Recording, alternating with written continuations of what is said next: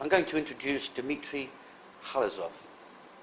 He's a former officer in the Defense Ministry of the former USSR. He presents his book to the world today, and he presents it with two credentials. Firstly, he was a technician in the field of nuclear munitions. Secondly, he's acknowledged, apparently by the FBI, as a material witness. Dimitri, tell us something about yourself. Good morning.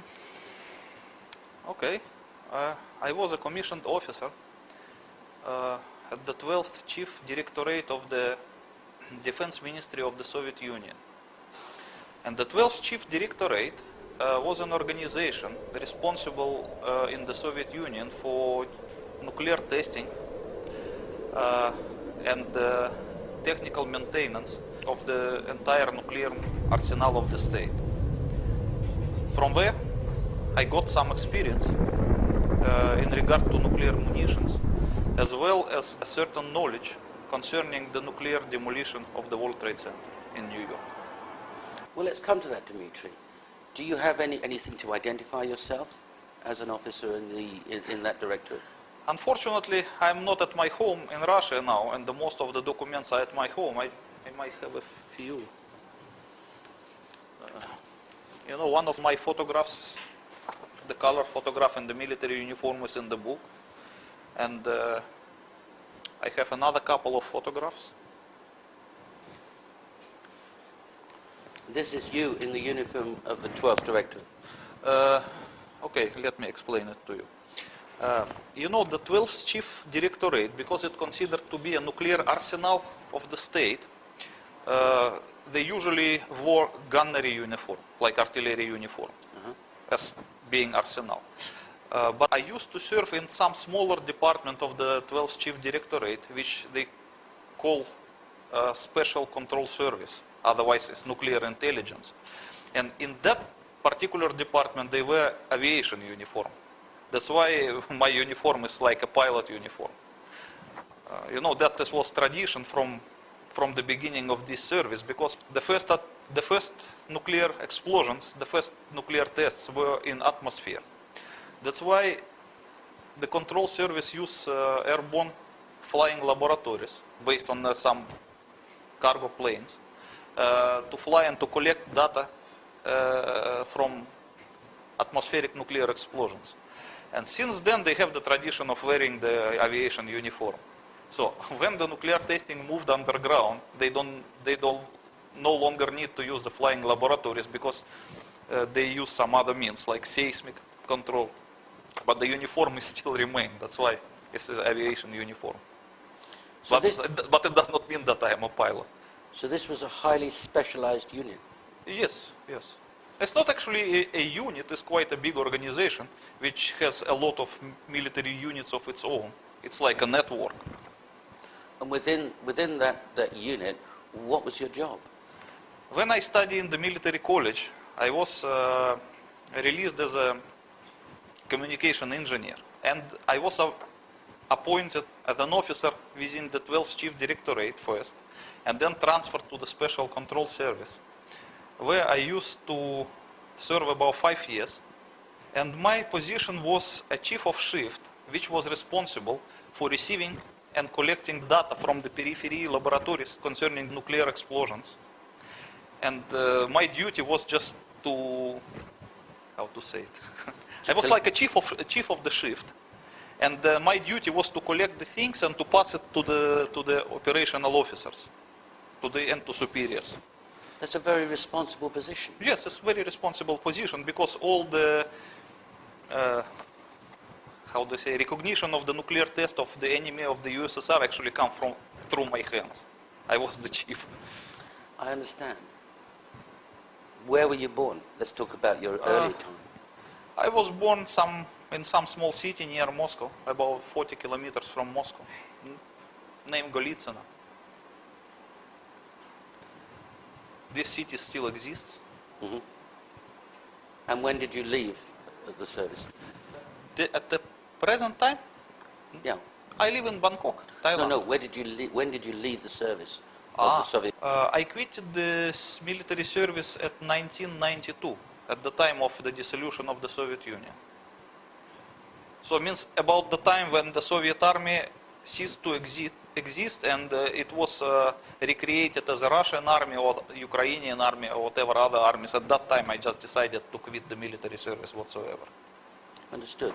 But during that 5 years in that special unit, Yes. you're interfacing both with technicians exploding nuclear devices underground, and you're interfacing with senior officers with the data from those tests. Isn't that right? Yes, because the 12th Chief Directorate was the organization primarily responsible for nuclear testing of the Soviet Union.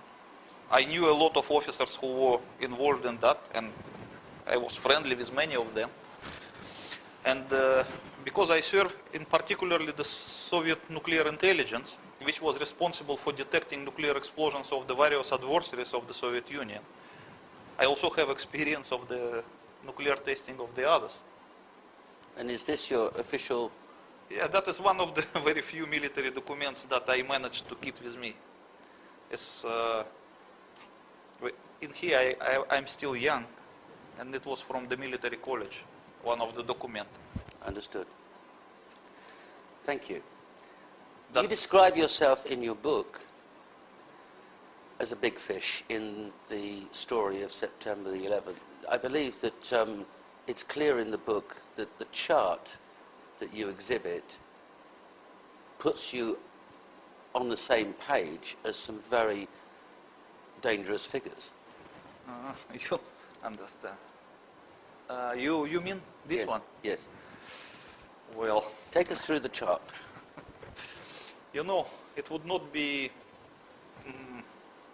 decent probably to say that I am a big fish. I'm not. But the American FBI believes so. Okay. So this definition does not come from me. It comes from the Americans. Okay. So as you can see in this chart, the Americans put me in the same line with notorious terrorists, the September 11 hijackers, the 2002 Bali bombers, like Mr. Hambali, with Mr. Hani Hamoir, who is accused of supplying the passports for the September 11 hijackers, and even with a certain Dr. Haji Mohammed Husseini. As you can see that I'm next to him in the same row, who in opinion of the American is the biggest fish in this network. And this document was prepared by the FBI for the Thai authorities? Yes, because the Americans attempted to obtain my extradition to America from Thailand in the 2003. Yes. And this document, this one, it was prepared by the FBI for their Thai colleagues. You were arrested and charged with supplying a passport. Well, yes, I was arrested for the extradition request of the United States primarily. Right. But because something was not ready with the official package of the documents related to extradition, they have to accuse me of something else, just for the meantime, to win the time. Right. So they accused me of supplying the fake passport for Mr. Hambali, the chief Bali bomber and the chief of the Jemaah Islamiyah organization. Right. So, and that's a charge that you've always denied? Yes, of course. And you've never been convicted of No. any of them?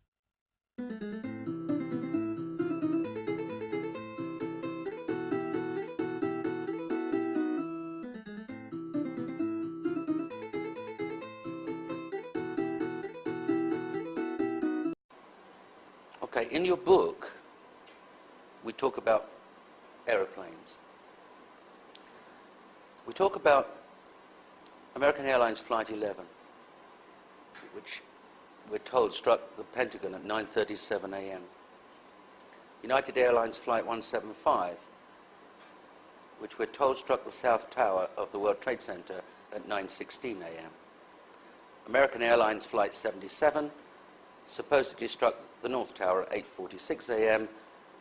and United Airlines Flight 93 crashed at Shanksville, Pennsylvania at 10:06.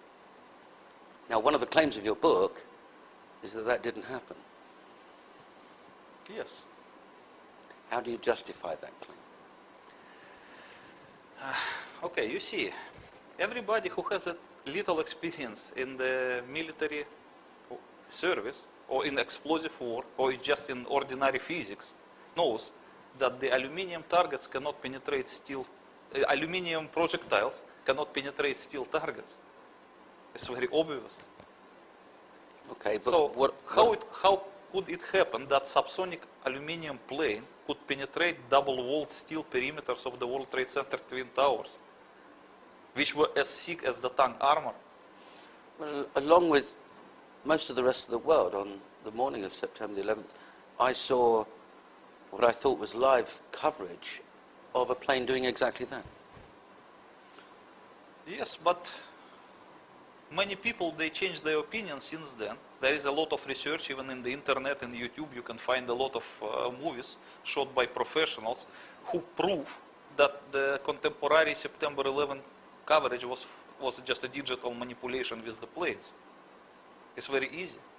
Because first of all, there was about 17 to 19 second delay with the real time when they showed this. Secondly, when the planes hit the tower and disappeared inside, at that moment when the plane touched the tower, there were a few black frames in the original images, which points to the digital manipulation very clearly. Yes, in fact, later in the day was only one film available of the first plane striking, and that was from a French camera crew. Yes. And later in the day, there are more versions of the second plane striking, and they are from various sources, but it turns out that those sources are not live, they've received them from someone else. Yes, For example, CNN says this is not live, Yes, yes. courtesy of someone else. Yes. And you're saying your case is that there was a change or a digital manipulation in the tape recording of that crash. Yes, I can even show it some of the samples. Just this one is one of the examples, as you can see. Yes, quite clearly. There's Yes. a blank screen, isn't there? Yes, the first is different background. Here is brownish, here is bluish, here is white. And here you can see the approaching plane. And this plane already penetrated the tower, and you can see the nose of the plane sticking from the opposite facade of the tower. Yes. And then completely black frames, Yes. which are about 16 in reality in that footage. And then only the orange fireballs of the Hollywood style begin to appear. So you're saying it's quite easy to digitally manipulate what all of us saw? Well, I'm not a cameraman and I'm not a film producer, but I think so. It's not so difficult. Well, let's stick with what you do know, the plane.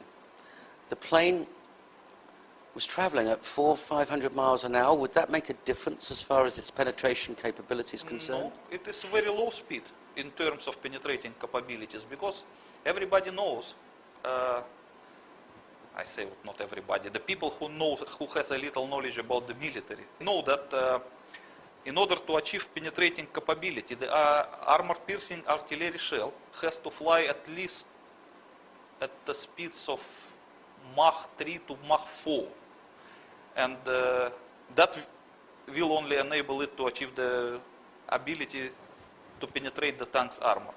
And besides of all, the actual core of the artillery shell, it does not make from steel. It's made from either tungsten or depleted uranium. Because the material, it has to be a little bit harder than the actual tank's armor. So what do you think about the aluminium target traveling at subsonic speed? How can it penetrate steel? So are you saying that if a 757 or a 767 crashed into the World Trade Center at the 78th floor, in reality, it wouldn't penetrate inside, it would just fall down outside? It will just smash itself flat and just fall away like that. Because it's aluminium. Well, and the thickness of the, I will probably show it to you. That is how thick were the columns. 2.5 inches thick. Yeah, you know that each wall is the thicker than the front armor of the tank. So can you imagine that the plane hitting the tank, what will happen? The tower is twice as thick as the tank. And the engines are 6 tons each of steel, titanium? Yes, but they are still hollow. They cannot be compared with the armor-piercing shell. They will just still smash it flat and fall away. It's not technically possible to penetrate steel target using a subsonic aluminum plate. Okay, and this very telling film that we've seen of the plane penetrating the tower, going through the external wall, going through the central core, and the nose appearing on the other side, outside of the tower, apparently intact. Yes. We're saying that you're saying that your position is that's impossible. Yes, it is impossible. Firstly, because as you can see, the columns, they were positioned at the perimeter and at the middle. Yes. And in order to penetrate the two facades, you have to penetrate at least 4 rows of double-walled columns. It means 8 walls. Each of them as thick as the tank armor. Besides of all, as you can see from this drawing, the second plane is supposed to penetrate tower under some angle. Yes. Over the corner. Yes. Not from one facade through the other facade. It should not even touch the core of the tower. It should go through the corner. As you can see the propagation of fireballs yes. as from the available movie. You can see also in this movie. So it is not possible to achieve this penetrating capability as shown in this picture when the nose of the plane stuck from the opposite facade. It is not possible because it does not correspond to the actual angle of the impact. Understood. So of course all of it points to digital manipulation. Appeared to bank sharply and smash directly, perhaps purposefully, into, oh my goodness, oh God, there's another one. Oh my, perhaps purposefully, into, oh my goodness, oh God, there's another one.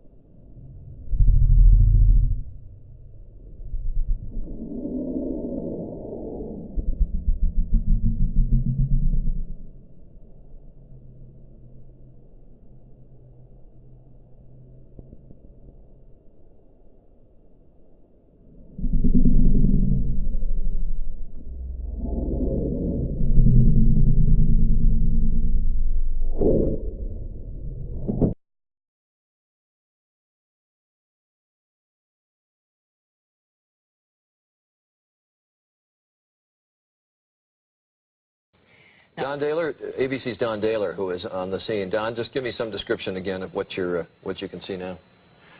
What we're seeing, it appears that there is more and more fire and smoke enveloping the very top of the building. And as fire crews are descending on this area, it does not appear that there's any kind of an effort up there yet. Now remember, oh my God. Oh my God. That looks like a second plane.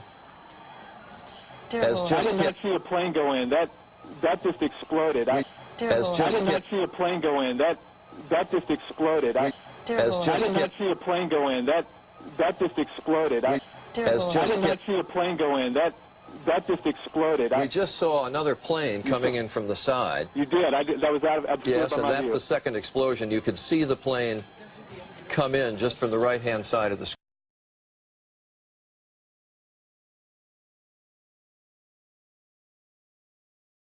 Besides of all, some of the movies show, like this one, that the plane has a horizontal trajectory before penetrating the tower. Yes. But some other movie, like this one, is also claimed to be contemporary, shows sharply descending course. That's right. Yeah. That's right. Like a diving bomber, as you can see it here.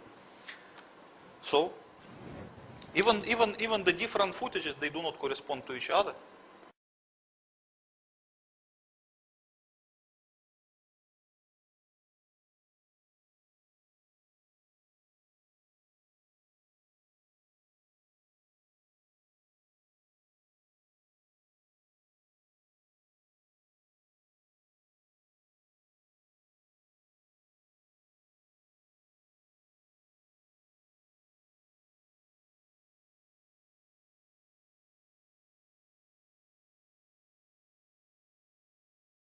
Okay, All but- of it points to digital manipulation. Besides, the most important is probably this.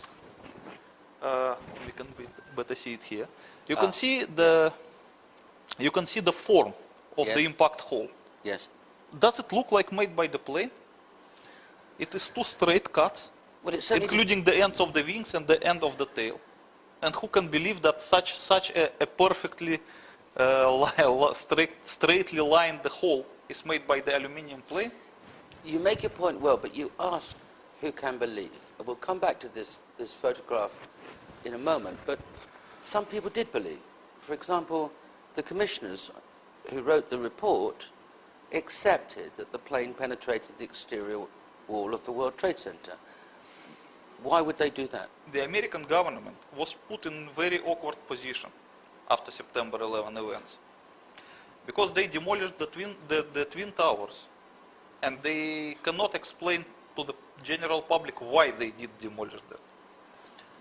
That's why they have to invent some cover-up story.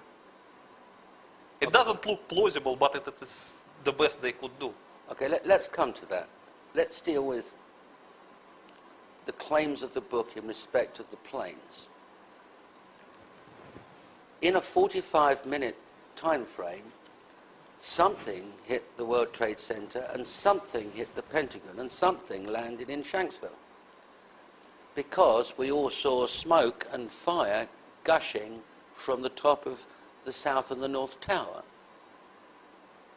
We're told in the report that the kerosene or the aviation fuel caused that fire, and that weakened the structure of the building, and that caused the building to fail and to collapse.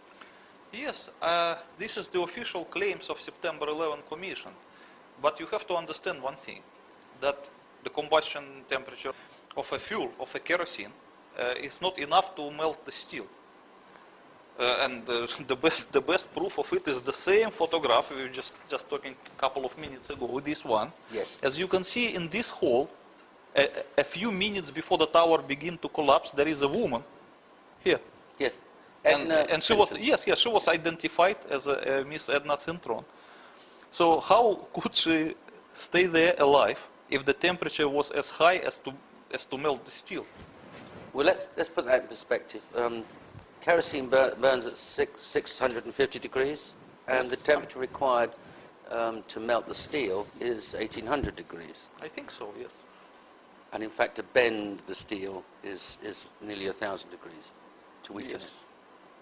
So, if it wasn't the fuel from the planes and them having ignited aluminium, what was it that caused those incredible fires, which we're told weakened the structure of the building?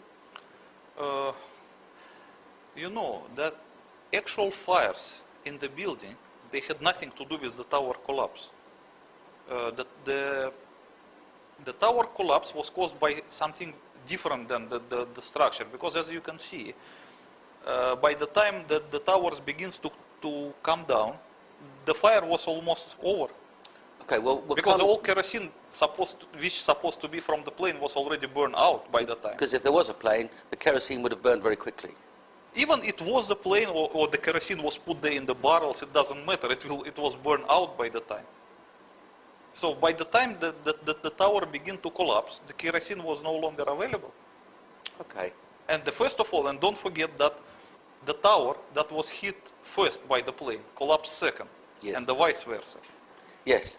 In fact, the South Tower was hit at 9:16 and collapsed at 9:59.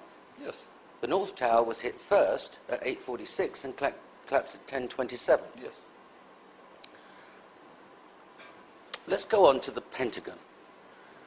The extraordinary claim in the book is that the Pentagon was attacked by a missile. Yes. In fact, you identify exactly which missile it was. Yes. It was the Soviet-made Granit missile. Tell us about this missile. Okay. I may have a picture of it. Oh, you better see it here. You can Yes. see. This is the picture of this missile while still at the factory. And you can even see the the red banner behind it, which says "Glory to the Soviet working class." Yes. That means it's still from the Soviet time. And this picture seems to be legally taken because it was a top secret weapons and no picture was available. Okay. But okay, we have good luck that we have it. As you can see, that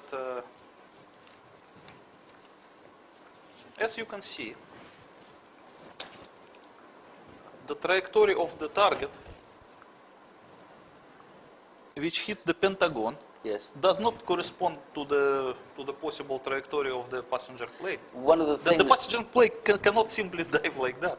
One of the things that have been identified by inquirers, such as Loose Change and 9/11 truth seekers, is that the plane supposedly was piloted by a very amateur pilot, and the maneuvers required to do what the Commission suggests the plane did would be virtually impossible.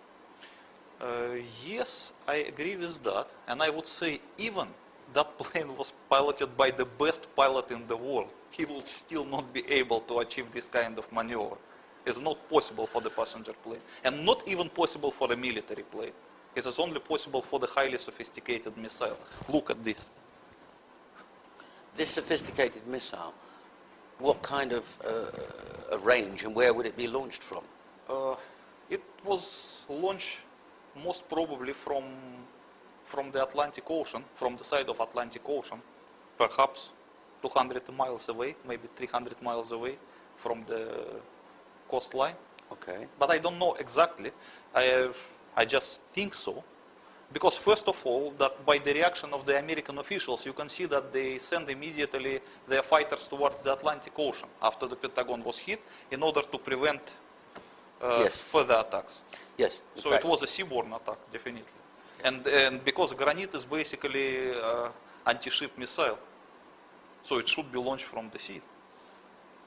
Okay. And even you can see by the way it approached the Pentagon and hit it is the typical behavior of the anti-ship missiles, because it attempted to hit the Pentagon at the waterline level, which is very typical for this kind of missiles. Right. Without damaging the lawn or crashing into the ground No, or as bouncing. you can see at the lawn. This is another picture. Look at this one. The lawn is pristine. It's like you can Yes. play golf on it, even after the hit of the missile. And what would this missile weigh? Sorry? What would be the weight of this missile? I How don't- heavy would it be? Oh, how heavy. It is a very heavy missile. It weighs over 7 tons. 7 tons. 7 tons. And it is very thick. It's made from steel, and it is very thick. So it's like a flying tank. Okay, so this armored missile Yes, it's heavily hits the armored wall missile. of the Pentagon. And very fast also. It has speed over 2.5 Mach. So this is like a giant bullet. Extraordinary. Yes. Extraordinary. So it hits the outer wall of the Pentagon. Yeah. The inertia takes it through the other side of that wall, Yes. ring A, Uh-huh. and then into ring B, out of ring B, Yes. into ring C, and then finally stopping at the other side of D. Yes, as you can see in this picture, it managed to penetrate at least 6 capital walls of the Pentagon. Which, And let's look at the exit hole. yes, with their holes. Yeah, look at this hole. Does it look like a hole made by the plane? Your position is that it couldn't be a plane, No, no way. and there definitely was this missile. Of course.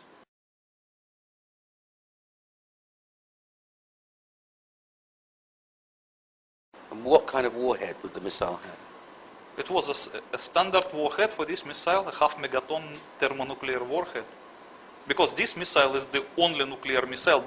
There is no ordinary warhead for this missile. It can only be nuclear, and it was nuclear. A thermonuclear warhead Thermonuclear? is launched from somewhere in the Atlantic at the Pentagon building and arrives. Yes. Okay. And in your opinion, that's the only explanation? Yes.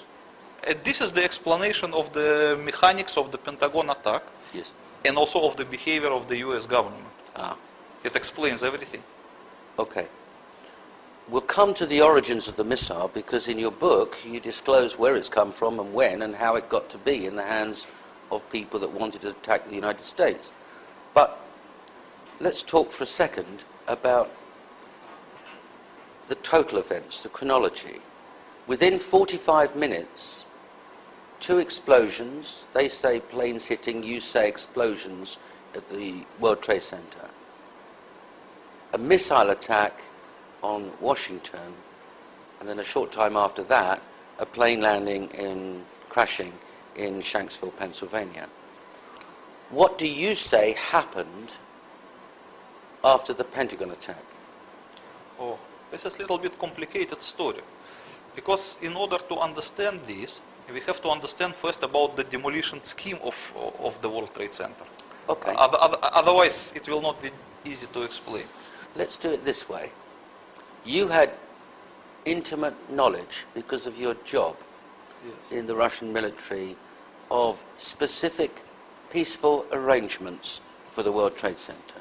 Yes. In the Soviet Union, there was a knowledge of inbuilt nuclear demolition idea of the World Trade Center. So, okay, let's call it nuclear demolition scheme, if it is correct, as I call it in my book. I don't know from which year the Soviet nuclear intelligence knew about it, but as myself, I knew it something like first time 1984, I guess.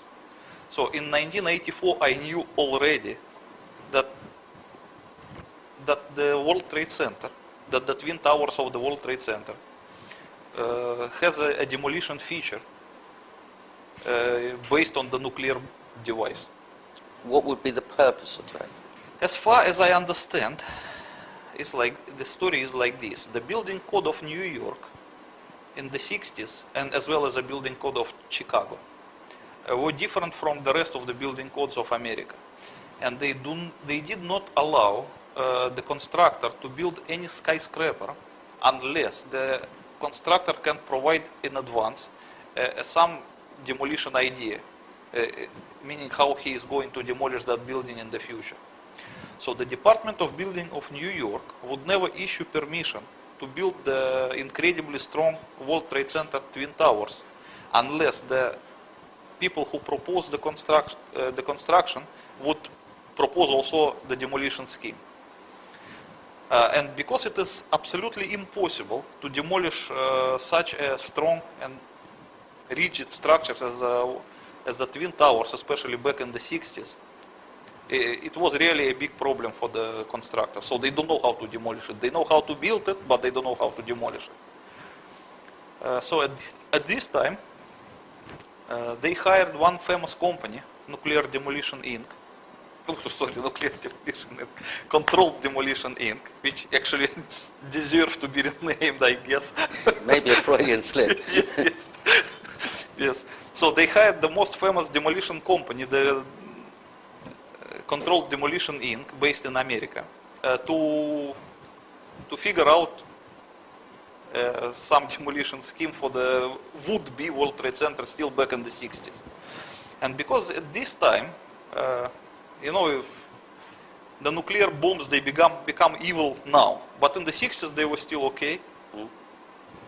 It means it was acceptable to use them for civil purposes as well. And Controlled Demolition Inc. proposed the idea that if they planted an underground nuclear device under each of the tower and detonated it, it will cause the collapse of the building without actually damaging the surroundings. And this scheme was accepted by the Department of Building, so the permission to build the World Trade Center was issued. So they built the World Trade Center with this kind of thing. It was a built-in feature from the beginning. How would the Russian intelligence know about it? First of all, there was an agreement which is called Peaceful Nuclear Explosions Treaty between the Soviet Union and the United States of America. And in this agreement, they have limitation and mutual obligations in regard to so-called peaceful nuclear explosions. So according to this agreement, each side has to inform another side of any peaceful nuclear explosions. So I guess that the Soviet nuclear intelligence was informed based on the treaty. And And in any case, it was not a secret. I remember that it was published in some newspapers even. I remember there was a discussion in some American newspapers in regarding to the nuclear demolition scheme of World Trade Center in, I think, in the beginning of 80s. They just forgot it now, but before it was publicly available. And the Sears Tower in Chicago. Yes, the Sears Tower in Chicago has the same kind of feature. Also designed by the Controlled Demolition Inc. Okay. To a layman, it does seem mad, frankly, that here we have the World Trade Center where thousands of people live and work, surrounded by other places where people live and work, that there might be a nuclear device underneath standing by to be used in case it requires demolition. That does seem to the layman quite mad. Would it be a safe thing to do? Look, it does not only look mad for the layman, it also looked mad for the Soviet nuclear intelligence. Because it was a standing joke amongst our officers. It was such a crazy thing that I give you one example. In the middle of Bangkok, there was a big supermarket which was also called World Trade Center. Nowadays, it is renamed. They don't want the people to remember the words. But back in the 90s, it was still a World Trade Center. So there was a funny story. I visited Bangkok in 1992, while still in the military, with one of my colleagues from the same service. And when we were passing in the taxi by the World Trade Center in Bangkok, the taxi driver pointed to us that this is the World Trade Center, and both of us began to laugh. So I asked my colleague why you are laughing, and he said, I'm just figuring out how many kiloton of the nuclear explosion would I need to demolish the one. I mean, it was really like crazy. But there must have So been it's really a mad idea. But it was, otherwise they cannot get the permission to build it. But there must have been a reason for peaceful nuclear demolition treaty to be agreed between the Russians and the Americans. The Russians must have had similar arrangements for peaceful use of nuclear The first of technology. all, this is what you call a nuclear demolition, peaceful nuclear demolition treaty. It's a peaceful nuclear explosions treaty. It has nothing to do with the demolition. So peaceful nuclear explosions in the Soviet Union, they were never used for demolishing of anything. They were primarily used for making lakes, artificial lakes, canals, tunnels, and gas holders. Because it's a perfect thing to make a gas holder, for example. When you detonate a nuclear explosion deep underground, it will create a cavity with the hermetic walls, which is represented by volcanic glass. And it is a perfect thing to keep gas under pressure.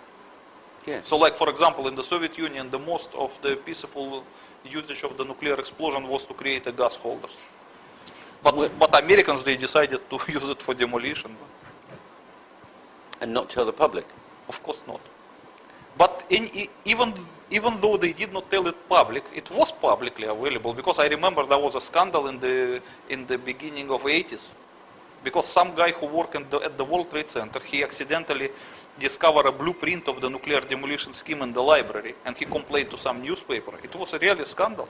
I remember it.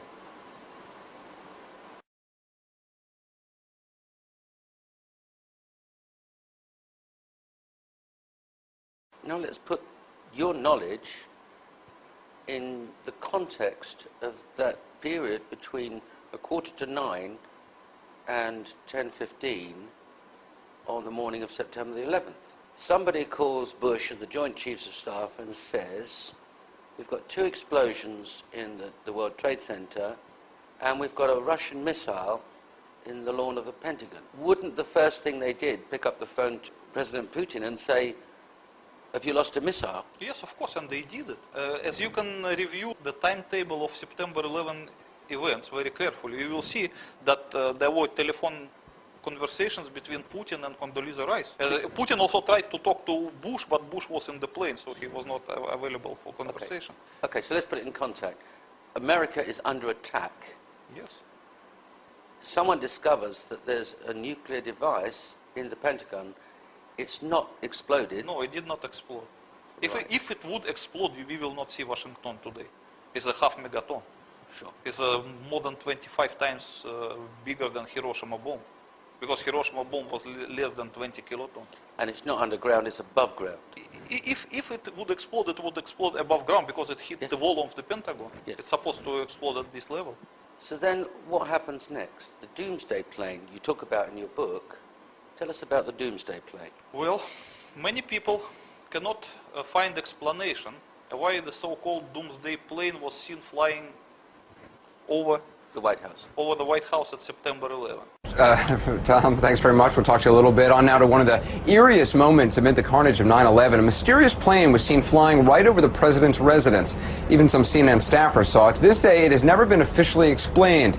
Tonight, Chief National Correspondent John King has new details about this great 9/11 mystery. Today, 6 years after 9/11, the mystery endures about just what happened in the skies over the White House that terrible day. A plane flew right over it. But why? And what was it? For conspiracy theorists, the image is a gold mine. Go back to that morning. Suddenly, an orderly evacuation of the White House turned hectic. In New York, the Twin Towers had collapsed. There was word of an explosion at the Pentagon. And then Secret Service warnings of another plane still on course for Washington. It appeared overhead just before 10 a.m., a four-engine jet banking slowly in the nation's most off-limits airspace, on the White House grounds and the rooftop. A nervous scramble. About 10 minutes ago, there was a white jet circling overhead.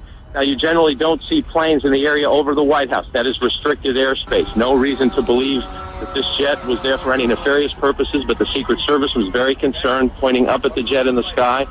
And still today, no one will offer an official explanation of what we saw. Two government sources familiar with the incident tell CNN it was a military aircraft, but say the details are classified. This comparison of the CNN video and an official Air Force photo suggests the mystery plane is among the military's most sensitive aircraft, an Air Force E-4B.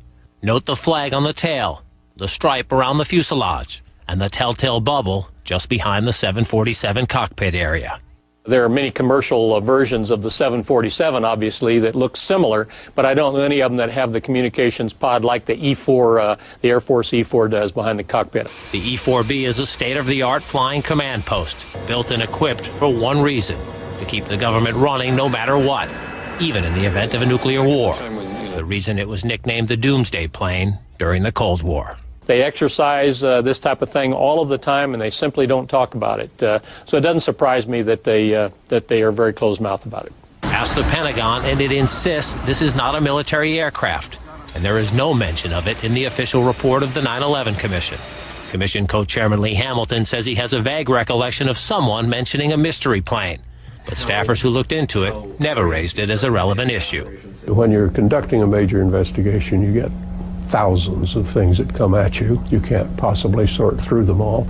This never rose to the level of a discussion within the commission. To some, the lack of any official explanation feeds an ominous conspiracy. This is from an online discussion about the plane on the website 911blogger.com. I have always thought these planes were exactly that, mission control for the 9/11 attack on our country.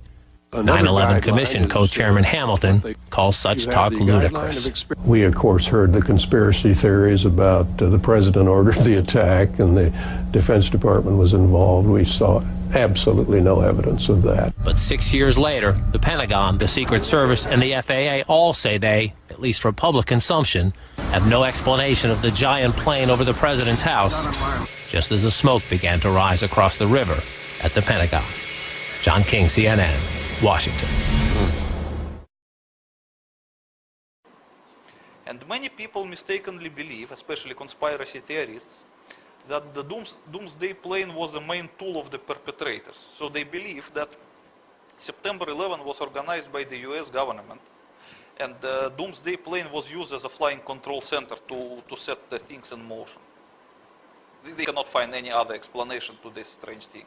And the American government, in turn, tries its best to deny the existence of the Doomsday plane and its flying at September 11. This attitude of the US government increased the suspicions of the conspiracy theorists. Yes. But according to what I explain in my book, the story is totally different. First of all, the American government has nothing to do with the September 11 perpetration. It was just a victim. And the doomsday plane was scrambled because of upcoming attack of the missile that hit the Pentagon. Because the missile was detected about 5 or 6 minutes before it arrives to Pentagon by the NORAD, because it has the detection capability. They cannot shoot down the missile because they have no means to shoot it down, but they were still able to detect it. And they would have known exactly what kind of a missile it was. Of course. Once they see the flying things of this kind, they know already what is this. Because NORAD has the identification for all Soviet missiles and Russian missiles. So when they see the things, they know this is a granite with a nuclear warhead. So this is serious stuff. They got it immediately. Okay. So they rang the atomic alert about the next minute they detected the missile. And at this time, the doomsday plane was scrambled from somewhere near Washington, and the other 3 doomsday planes somewhere else in the United States of America, because there were 4 of them, and 4 of them were airborne. And that's the first time in history that that's happened? When the planes were scrambled at the result of alert, I am not very sure. But I think so. Unless maybe they were just scrambled on some training exercise or whatever. But what I can tell you for sure, what was happened at the first time in America, is that the commander of NORAD, when he received notification of the atomic alert and the upcoming nuclear attack, immediately went from his unprotected command post to his protected command post, which is located in Cheyenne Mountain, Colorado. Mountains, yes. And once he arrived there, he ordered to close the steel anti-atomic doors, which looks like a safe door, as you can see in this picture. Yes. This is an incredibly thick door that can probably save this mountain from the nuclear explosion nearby. And this happened the first time in American history. Never ever happened before. No, this door has never been closed in the American history. This was the first time. Okay.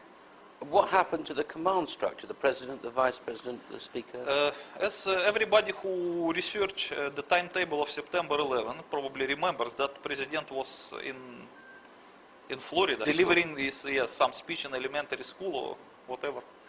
So he was not available. But the vice president, who was in the White House along with the Secretary of State Condoleezza Rice, were immediately taken by the guards to the anti-atomic bunker under the White House. And this is publicly available information. You can see it at the officially published timetable. And no one can explain why they should drag this person to the anti-atomic bunker.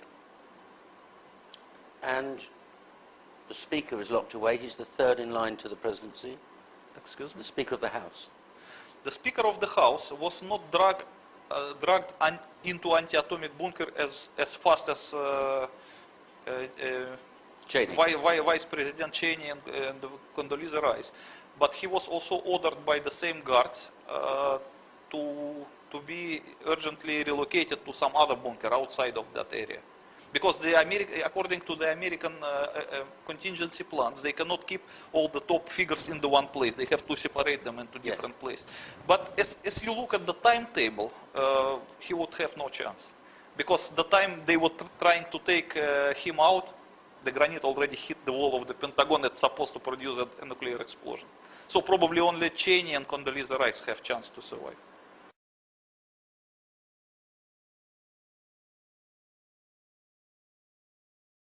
Now, while this is taking place, this panic, orchestrated reaction to a nuclear attack, there are fires burning in buildings 1 and 2 and firemen trying to deal with those fires. You're saying that there is no way that the fires caused the collapse of the buildings. Of course. So those firemen running up the stairs and organising the evacuation of injured people have nothing to fear from collapse. They're there to put out a fire. Of course, because firefighters just did their job. Yeah, we've got these firefighters who gets to the 78th floor and says, send up 2 lines. I've got 2 pockets of fire, but we need reinforcements to help evacuate these people. Yes. That means he reached the place of the impact and he evaluated the fire, and it was, in his opinion, not too dangerous. So there's nothing wrong as far as the structure of the building at that point is concerned? Absolutely. In your book, you suggest that at that point, or shortly before, the radio message from the fire chief, a decision was taken because of the presence of a thermonuclear warhead in the Pentagon to activate the demolition scheme of World Trade Center Building 1 and 2. Well, you know, at the time when I decided to write the book, I did not know this particular. So in my opinion, the American officials decided to press the red button to demolish the World Trade Center based on some false report that otherwise the tower will collapse on its own. So that, in my former opinion, it was that they pressed the red buttons in order to anticipate its accidental collapse. But when I completed the book, I get some advice from the people from the American FBI who read the book and express their opinion that it was not true, it was not the valid reason. Hang on, let's be absolutely clear on this. When you completed the book, yes, you sent a copy of it to the Justice Department of the American Embassy. Yes.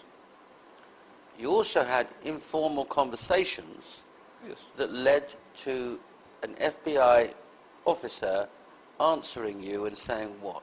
And he read the book. Yeah, it was an informal conversation, absolutely informal. So he read the book, and what did he say? He said that it is not possible that the American officials would be that crazy to set the nuclear demolition scheme because of the fear of the tower's collapse, because the damage will be about the same if they are collapsing. Right. So they say there should be much more stronger reason that would convince them to do so. And according to the FBI, the reason was that someone claimed there were 3 nuclear warheads actually sent to America at that morning. The one of them hit the Pentagon and it was found to be nuclear. It means it was really a hard-proof and very convincing thing. And they claimed that the other 2 were inside the planes that hit the World Trade Center. So they say that the American officials were in fear that these 2 things up on top of the tower will produce the real nuclear explosions. So they decided to collapse the tower just to minimize the damages. Because if at the ground level, the damage will be very less than compared that if they exploded like 300 or 400 meters above the ground. If they exploded at the level of floors 78 and 99, oh, it will destroy the entire New York probably, because it's a half megaton. Yeah. So the unofficial response to your book was that it's accurate, or it's inaccurate, or it's accurate in some ways. The FBI officials who read the first edition of my book said that about 90% of the information is correct, including the name of granite missile that hit the Pentagon.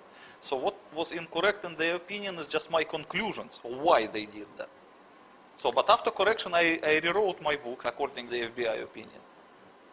And that is that the World Trade Center demolition scheme was activated because the American government was misinformed that there would be or could be a nuclear warhead in whatever hit the World Trade Center. Not could be, they were absolutely sure about it, because the nuclear warhead found at the Pentagon was very tough means to convince them. Sure. So they pressed the button. Yes. Just moments ago, I spoke to the chief of safety for the New York City Fire Department, who was obviously one of the first people here on the scene after those 2 planes were crashed into the side, we assume, of the World Trade Center towers, which used to be behind me over there. Chief Albert Turry told me that he was here just literally 10 or 15 minutes after the events that took place this morning. That is the first crash. He said that at one point he had roughly 10 alarms. That would equate to roughly 200 to 225 New York City firefighters who were in the building. This was after the crash, trying to rescue civilians who were in there. Now, earlier this morning on the Today Show, we spoke to the director of the World Trade Center. He said that at that hour of the morning, you could have upwards of 10,000 people in each of those towers. That would be 20,000 people total in each tower.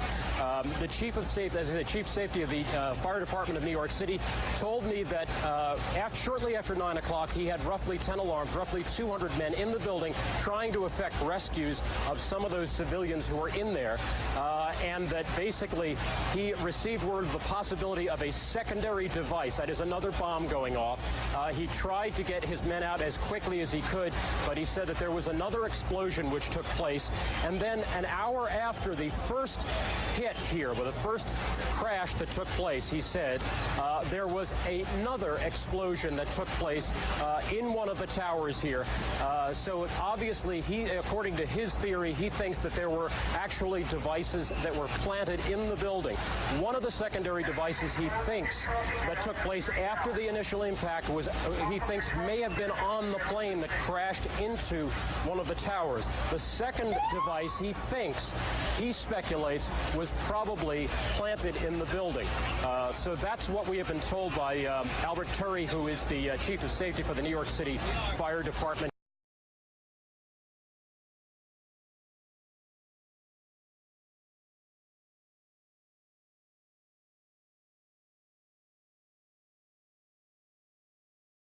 One of the secondary devices he thinks that took place after the initial impact was, he thinks, may have been on the plane, may have been on the plane, may have been on the plane. One of the secondary devices he thinks that took place after the initial impact was, he thinks, may have been on the plane that crashed into one of the towers. The second device he thinks, he speculates, was probably planted in the building, planted in the building, planted in the building, planted in the building. So that's what we have been told by Albert Turry, who is the Chief of Safety for the New York City Fire Department. The Chief of Safety, as the Chief Safety of the Fire Department of New York City, told me that shortly after 9 o'clock, he had roughly 10 alarms, roughly 200 men in the building trying to effect rescues of some of those civilians who were in there, and that basically he received word of the possibility of a secondary device, that is another bomb going off. He tried to get his men out as quickly as he could, but he said that there was another explosion which took place, and then an hour after the first hit here, with the first crash that took place, he said, there was another explosion that took place in one of the towers here.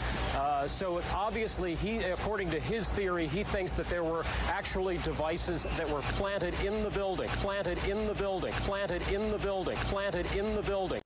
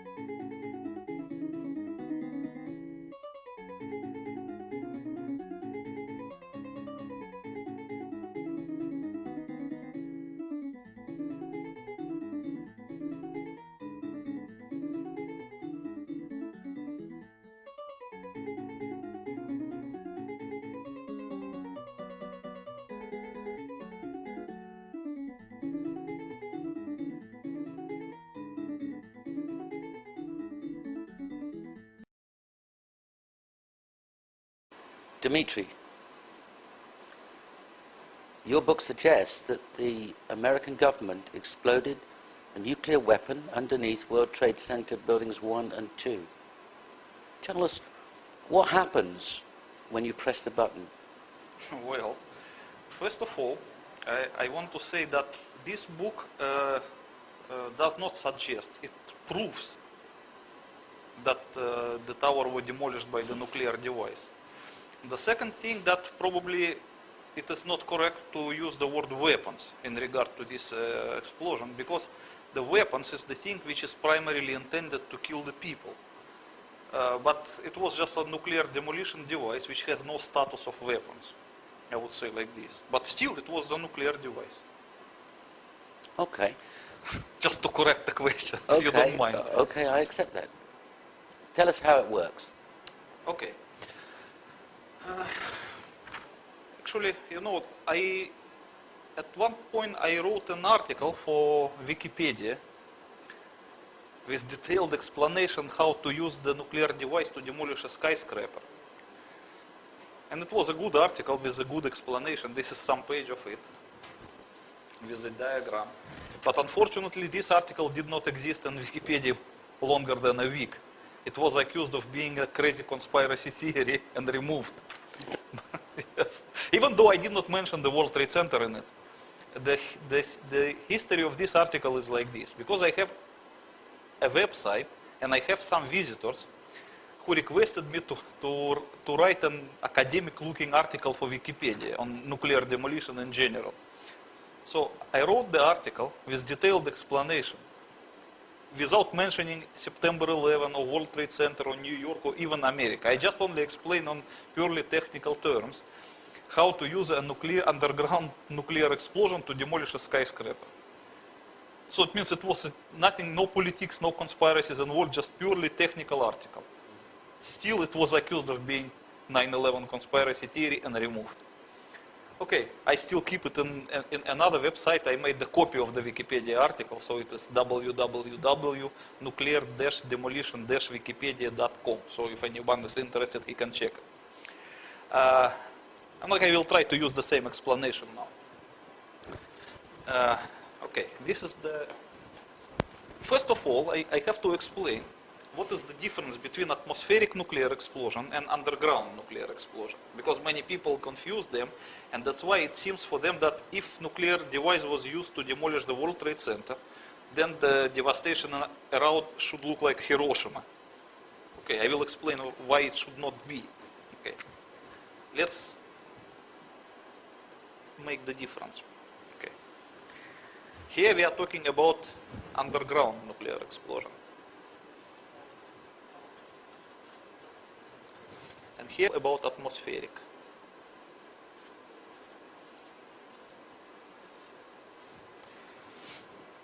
So the difference between the two is this. When nuclear device explodes in atmospheric condition, it will release its entire energy, about 99%, in the form of X-rays. So, and this is tremendous energy, because the almost entire energy of the nuclear explosion is represented by X-rays. So these X-rays cannot travel far in atmospheric conditions, because the X-rays will be absorbed by the atoms of air. That's why in a few milliseconds, the entire energy of the nuclear explosion will be absorbed by the air. Few tens meters around the hypocenter, depend on the actual yield of nuclear explosions. So this area will absorb the entire energy, and it will be extremely overheated. So it will look like a ball of plasma, very similar to our sun, orange color. And it will emit a secondary radiation, which they call thermal radiation. And this thermal radiation is very similar to sunlight, but just much more intense, and it can travel really far. That's why, depending on the yield of nuclear explosion, the thermal radiation can travel a few kilometers. And for the big yields, a few tens kilometers, up to 50 kilometers, for the really big explosions. And this is one of the destructive factors of nuclear explosions, which can burn people and cause fires around and so on. So the most of the devastation actually is caused by thermal radiation. Thermal radiation. Thermal radiation, yes. Maybe I pronounce it not correctly, but you understand what I mean. So the secondary factor, which is even more destructive than the thermal radiation, is the air blast wave. So the air blast wave occurs because of the different thing. If this area is extremely overheating, this one, which they call fireballs, it tends to hit the more and more air around itself. So it will expand. And the expansion of the heated area will cause automatically cooling at the middle. So the energy will pass slowly from the center to the periphery of the expanding fireballs. And at one point, the expanding area will break away from the fireballs and will expand on its own. Further and further and further. At this point, a so-called air blast wave would be created. So the air blast wave is when it breaks from the expanding fireballs and continues to travel on its own. It does not carry the temperature, but it carries like a hard front of compressed air, which travels to every direction with a supersonic speed, just killing the people, smashing the buildings, and so on. That everybody knows. That is another main destructive factor of nuclear explosion.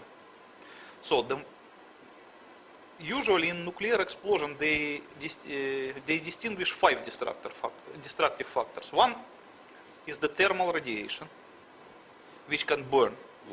The second one is the air blast wave, which is even more powerful in some cases. The third one is the ionizing radiation, which can penetrate people and injure them by the radiation. The fourth one is the consecutive radioactive contamination of surroundings, which can persist for some time. And the fifth is a so-called electromagnetic pulse, which cannot injure the people, but can destroy electronic and electric devices around. Okay, so as you can see that the first of these two factors, air blast wave and the thermal radiation, they can only be in atmospheric conditions because they need the air for this reason. Okay? Because the air blast wave cannot be created unless there is an air around. And the nuclear fireballs, which represent the overheated air, cannot be created either if you don't have the air. Okay? So the electromagnetic pulse is another thing which does not require the air actually, but I will explain it later. And the ionizing penetrating radiation that instantly goes to every direction from the hypocenter of nuclear explosion, that is just a part of primary radiation, because as I said that 99% of it represented by X-rays, but still 1% of it is represented by the gamma rays and the neutrons, which can travel very far and injure the people.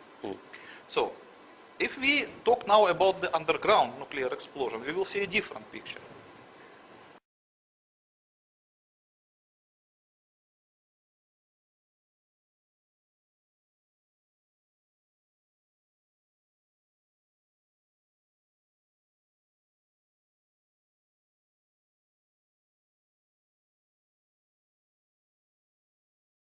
So, if we talk now about the underground nuclear explosion, we will see a different picture.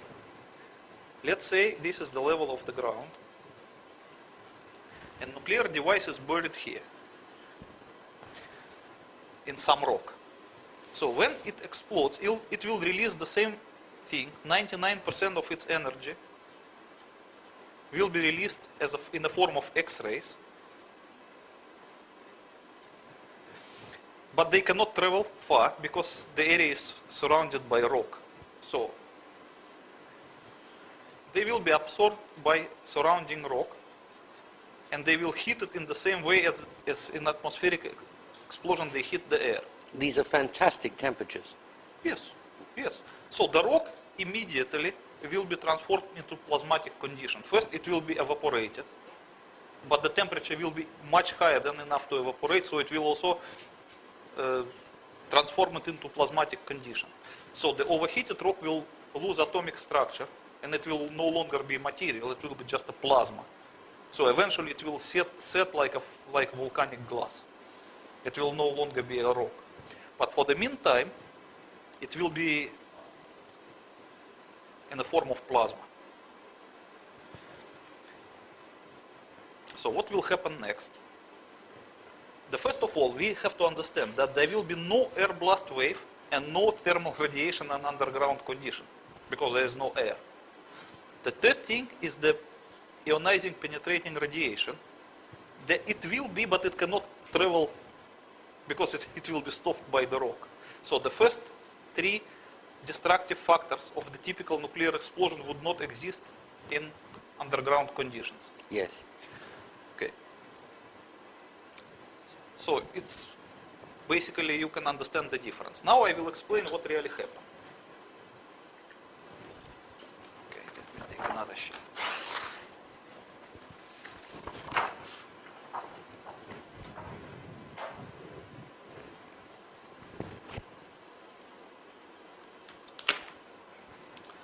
Okay, now we forgot about atmospheric nuclear explosion. Yes. We talk only about the underground one. So what happens when the underground nuclear device explodes? First of all, it will create a cavity around itself. Yes. And the cavity will be filled with evaporated rock. So that's a hole with a vapor which was rock inside. Yes. Let's say this is the former zero box, the former position of the nuclear device underground. And how far underground would that be? It depends. But in the case of the World Trade Center? Okay, I will explain it. Let me explain the mechanic first, and then okay, let's say that you can calculate the amount of the rock that could be evaporated by the nuclear explosion. So 1 kiloton of nuclear explosion can evaporate about 70 tons of dry granite rock.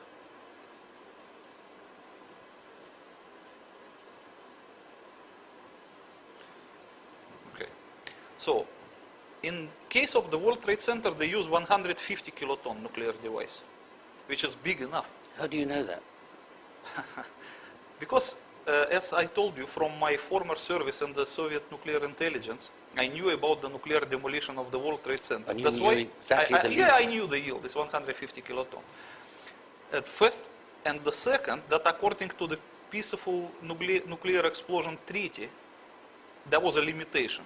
You could not use more than 150 kiloton for. Oh, so that's the largest allowed? Yeah, the largest allowed by the treaty. So that's by two ways I can prove it. Okay, so 150 kiloton could evaporate enough granite rock to create a cavity of 100 meters in diameter. Yes. Or 50 meters radius. Yes. Easier. So, what happens? If this is the former position of nuclear charge, when it explodes, as I explained previously, it's 99% of its energy carried by X-rays will be absorbed by surrounding rock. The rock will be overheated and evaporated. So, 150 kiloton can create a cavity of 100 meters. And these 100 meters will just remain as a cavity underground. That is, as I told you, that in Soviet Union they use this technique to create the underground gas holders. Yes. Besides of making the hole, it will also make it sealed, because the walls of the cavity will be covered by a kind of volcanic glass, which is made more or less hermetic. Airtight. Yeah, it's just perfect thing to keep gas. Yes. Okay. But it should be understood two things. What at first moment there will be a primary cavity that will result from disappearance of evaporated rock. But it will not be empty. It will be filled with the gases, the former rock now in gaseous material. Yes. So let's say this is the primary cavity, filled with the rock, now in gaseous form, and under very high pressure. So this high pressure of the rock will tend to expand the cavity to every direction, just by the pressure. And eventually it will succeed to expanding the cavity to its secondary size. So this is the primary size of the cavity, and this is the secondary one. Yes. So while this primary size of the cavity resulted exclusively from disappearance of the rock, This is created, the secondary size is created by the pressure of the gases. That's why this one, the secondary cavity, is created at the expense of the neighboring area of the rock. Okay? That is why the neighboring area of the rock become here, very tightly compressed.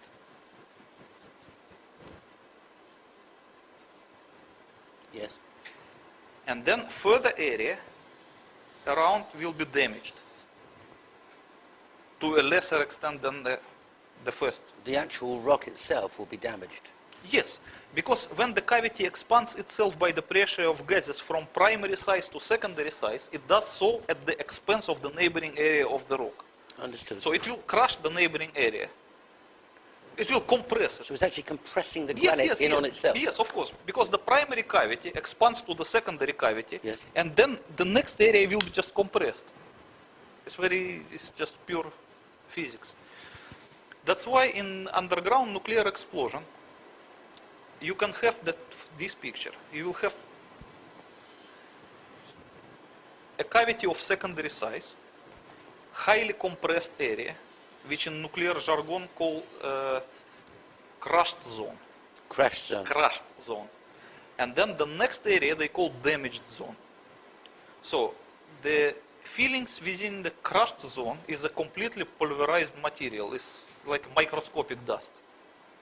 Micron size of each particle. Irrespectively of the kind of material. So it doesn't matter what it is. It doesn't matter. Steel, granite, concrete, human beings, it doesn't matter. And that dust, I mean, how the particle size, how big would it be? A few microns. It's like a microscopic size. But just to help us, how big is... It is just like if you compare with the human hair. It's smaller than that. It's smaller than the diameter of the human hair. Okay. It could be 100 microns or and that's 80 microns. Pulverized? Yes. That is the feeling of the crushed zone, is a completely pulverized material. Okay. And then in the damaged zone, it is just like a disintegrated rock. It can be broken into any small piece, but not microscopic. Just like a debris. Yes. And then the area around will be relatively undamaged. So the resulting picture of the underground nuclear explosion is this. Since these parts do not reach the Earth's surface, no penetrating radiation can go around. But it's still there? Yeah, but it will be absorbed by the area of the rock.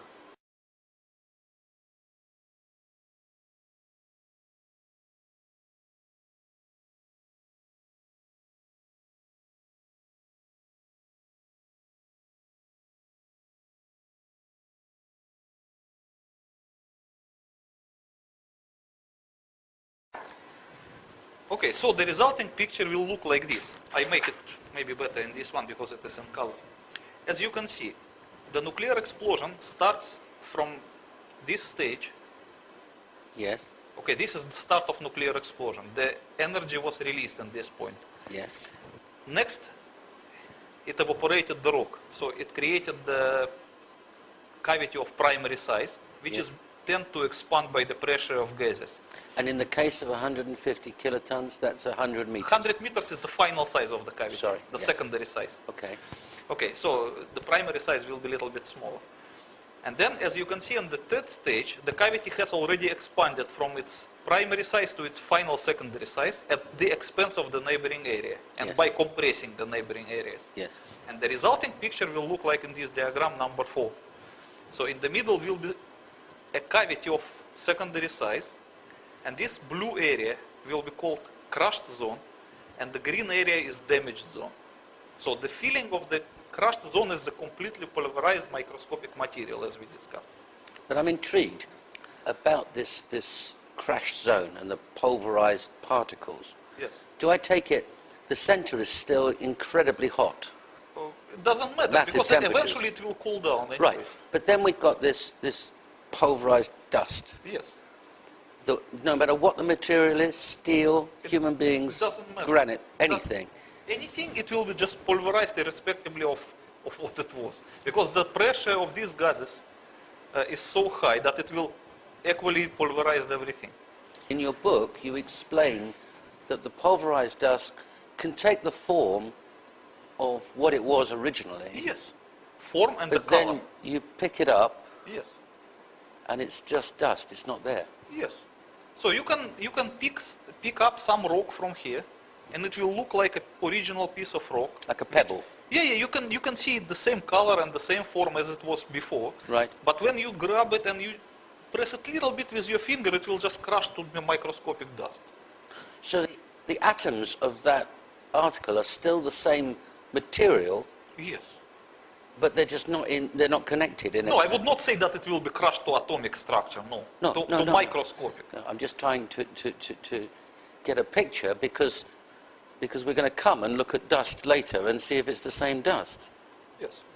Okay. So now, as you can understand this, I want to explain about the destructive factors of the underground nuclear explosion. So this is the level of surface, and this is our underground nuclear explosion. So as you can see, there was no thermal radiation because it was underground, there was no air around. There was no air blast wave because there was no air around. And third, the penetrating ionizing radiation that can injure people instantly could not reach the Earth's surface because as a part of primary radiation, it was absorbed by surrounding areas of the rock. So the people standing on the Earth's surface could not be injured by the radiation because it was still underground, it's contained. When presumably Americans and Russians test an underground nuclear device, they put it underneath the desert. Yes, I don't know where the Russians do it, but I think the Americans do it in the Nevada desert. Yes. So it's Sometime underground. in the mountain. Sure. But is that because they're worried about material or radiation escaping through the surface and damaging people? No. First of all, they do not want nuclear testing to create an atmospheric nuclear explosion. They just want to contain that underground. That is first of all. Yeah. Okay. The second thing, why they do it in remote areas, because even though this explosion is contained, the highly radioactive gases which are inside the cavity will eventually escape to the Earth's surface by some crevices in the rock. Gases? Yes, of course they will escape eventually. And they contain radioactivity? Yes, they are radioactive. So if someone stands above the spot of underground nuclear explosion, at the time when the gases are finding their way to the Earth's surface, he will still get the radiation injury by inhaling these gases. That's why they do it in remote places only. Understood. But you have to understand also that the material which is in between the cavity and the Earth's surface, it serves also as a filter. So on the way, these gases will filter through it, and most of the radioactivity will remain in the rock. So when the gases reach surface, they will be somehow filtered. So as deeper you position your nuclear charge, as bigger will be the filter. Understood. Okay. Understood. So, like for example, for 150 kiloton detonated in granite, the safer distance will be 500 meters. 500 meters underground? Yes. So when it is 500 meters underground, and the cavity will be just 100 meters, so then the 400 meters can serve as a filter, quite sufficient. So when the gases reach surface, they will not be as radioactive as they... It'd still be potentially deadly? Yes. It is. You cannot stand, even if you detonate the nuclear device at 500 meters, you cannot stay in this area for probably another 2 weeks at the time of the gases escaping. Understood. You can still get some radiation injury. Understood. And you cannot go to the hypocenter for another 3 years. 3 years? 3 years, yes. Because it's radioactive? Of deadly radioactive. And the hot. How long does it stay hot for? For 150 kiloton, it should be at least a year. A year? Yeah. Okay. And the radioactive probably 3 years. I mean, dangerously radioactive. Okay. So that's, at least I can explain why the underground nuclear explosion does not produce the destructive factors typical to Hiroshima bombs. But you know my next question. Dimitri, you've just explained about a general underground explosion and that 150 kiloton yield explosion should be 400 meters below the ground, below the earth, 500 below the, forgive me, 500 meters below the ground, the surface. Would that be the same measure that they used in the World Trade Center? No, of course not. What I explained to you, that was a typical safe distance for underground nuclear test, but not for the demolition. But what we saw in the World Trade Center case, it was a demolition, so it was a different arrangement. I see. Okay, I will try to explain it to you. The World Trade Center was positioned like this. This is the ground level. So the tower was built in that way that it went below the ground 27 meters. Yes. So the lowest underground floor of the Twin Tower was positioned 27 meters below the Earth's surface. Yes. So in order to demolish it, you have to position the nuclear charge at 50 meters below the lowest floor of the tower. Exactly 50 meters. Exactly 50 meters, because 150 kiloton explosion in granite, as I explained to you, produces a cavity of 100 meters. So if the radius is 50 meters, it is exactly the right position, so that the upper sphere of the cavity will never reach the Earth's surface, but it will reach the underground foundation of the tower. So the tower will supposed to lose its foundation and just sink into the cavity and melt there, because of the temperature after a nuclear explosion is extremely high. Yes. It's enough to melt the entire 400 meters of the tower in just 100 meters cavity. It's just like a pot and a bar of ice cream. So that was the demolition idea. That's why they position the nuclear charge, if measuring from the Earth's surface, is 77 meters. Not 27 meters here and 50 meters here. So altogether, from here to here, is the 77 meters. Exactly. Exactly. And 100 meters wouldn't work? It would not work, because the upper end of the cavity would not reach the foundation of the tower. I understand. And that's, they intended it to be exactly like this.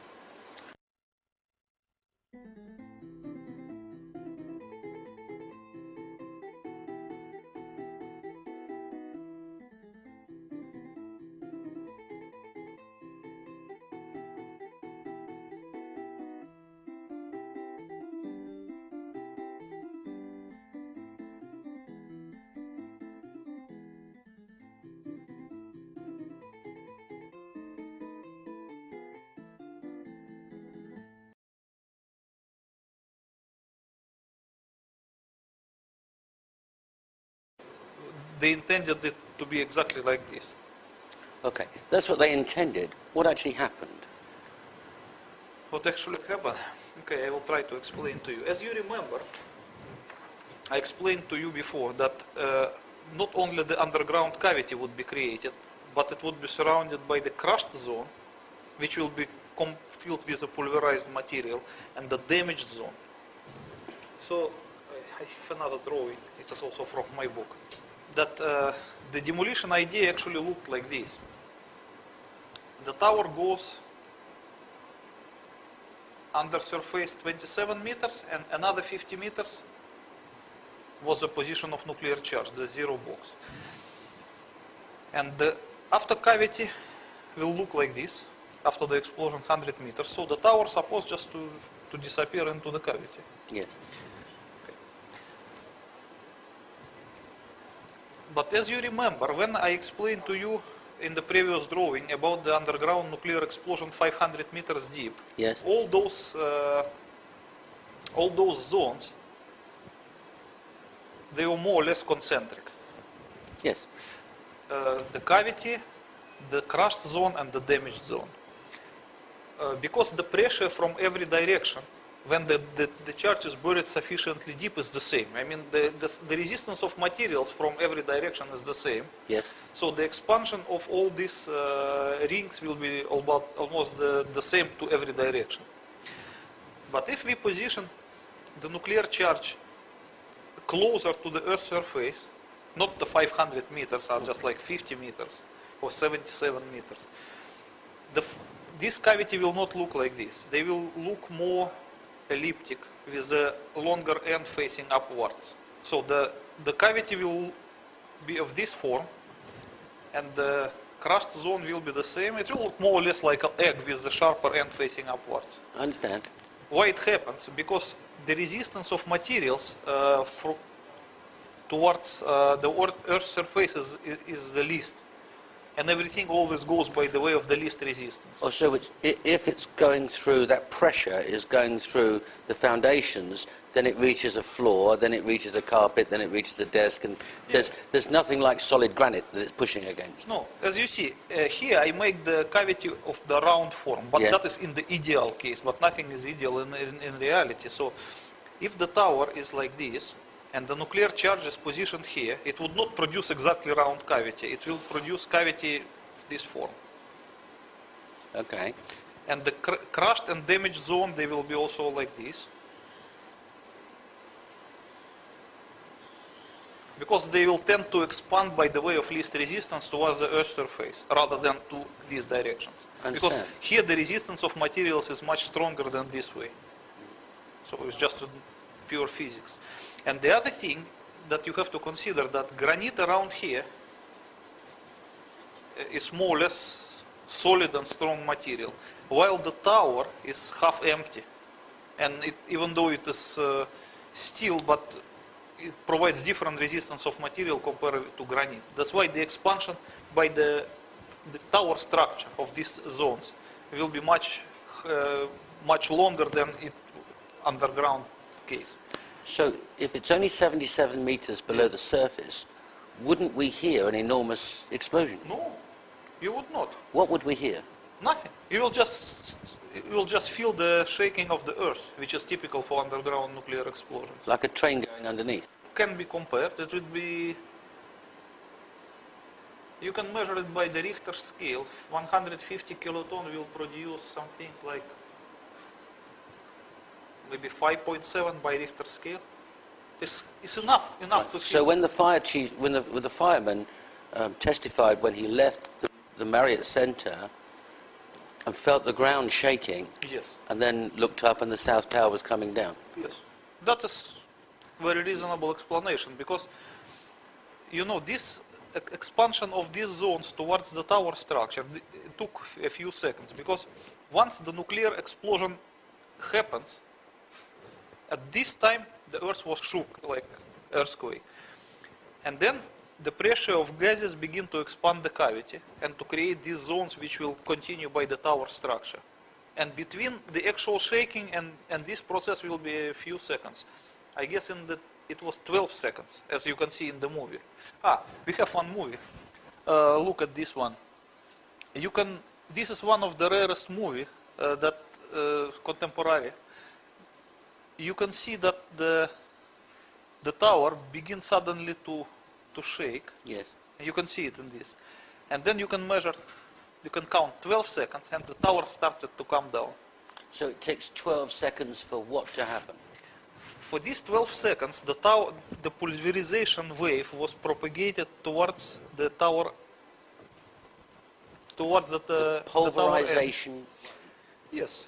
That means the pressure causing a crashed zone?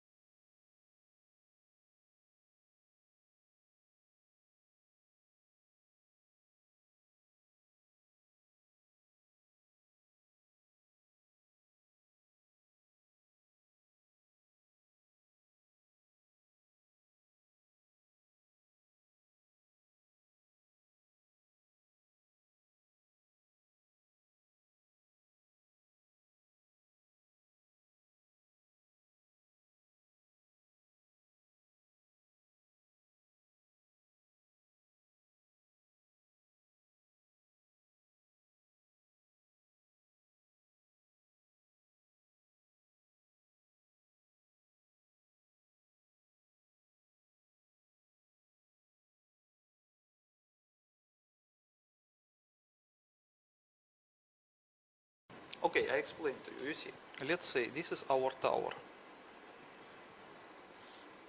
And this is the Earth's surface. Our nuclear charge is here. The first, it will create a primary size of the cavity. In result, it will be because of the disappearance of the rock. It will be evaporated. And then the pressure of the gases, which is a former rock, will try to expand the cavity. So it will expand the cavity a little bit. And then the next area will be already compressed by this process. So it will create the three zones. The outer one is a damaged zone. This is the border of damaged zone. And this is the border of crushed zone. And this is the border of the cavity. And all of them will expand, mostly to this direction. So before the foundation of the tower will be reached by the border of expanding cavity, it will be first reached by the border of the damaged zone, which will continue to propagate upwards until it reaches some, maybe 350 meters. Okay? And then it will be followed by the border of the crushed zone, which will continue the same way until it reaches maybe 300 meters. And only then it will be reached by the end of the expanding cavity. So in this process, as you can see, the first tower will be damaged into small pieces until 350 meters. And immediately it will be also pulverized up to 300 meters. So this will be dust, complete microscopic dust. So the very tower, typical the for the crushed steel, zone. the computers, the desks, the chairs, the Even carpet, the human beings. dust. Everything will be just transformed to complete microscopic dust. And this area will be damaged into small debris. And because the tower was above 400 meters, this part will be still undamaged, means solid and heavy. So by the gravitational forces, it will, in the next second, it will just press down.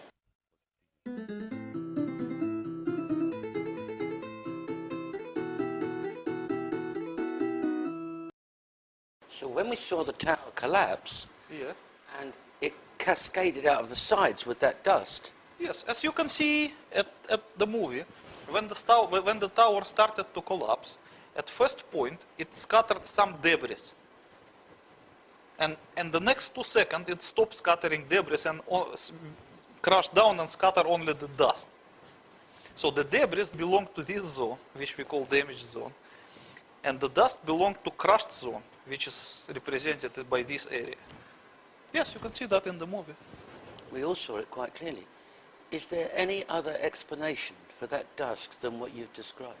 But look, how can you transform the 350 meters of the thick steel, which is as thick as a tank armor, into complete microscopic dust?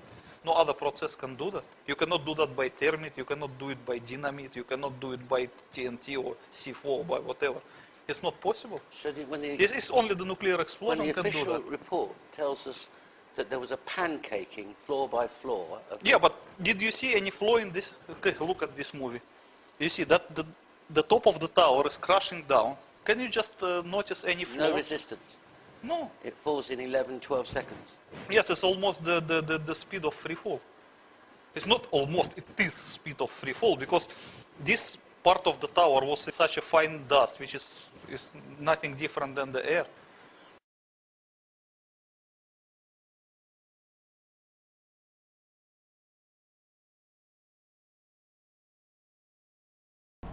The Sears Tower in Chicago has been evacuated, and we continue to check on the circumstances there. The Pentagon, the State Department, and the White House have been evacuated in Washington as well. The president has we can show you now what happened just a few moments ago at the Trade Center. Watch the building to the left.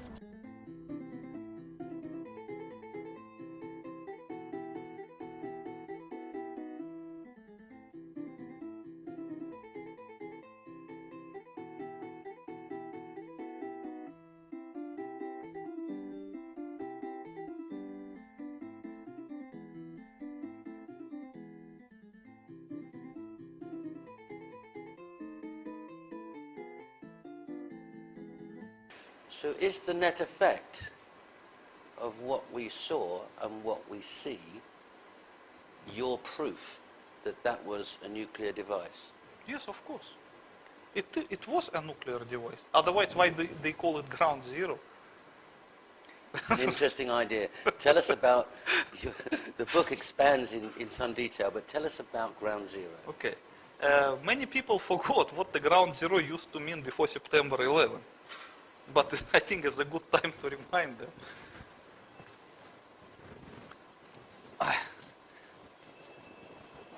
I had one of the biggest pre-September 11 dictionaries. Webster's. Webster's unabridged. Okay. And this claims to be, it's really big.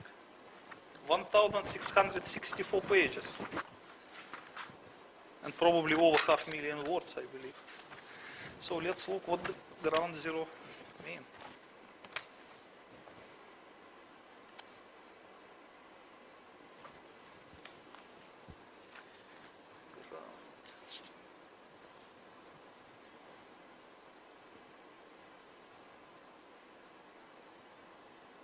No, this is the one.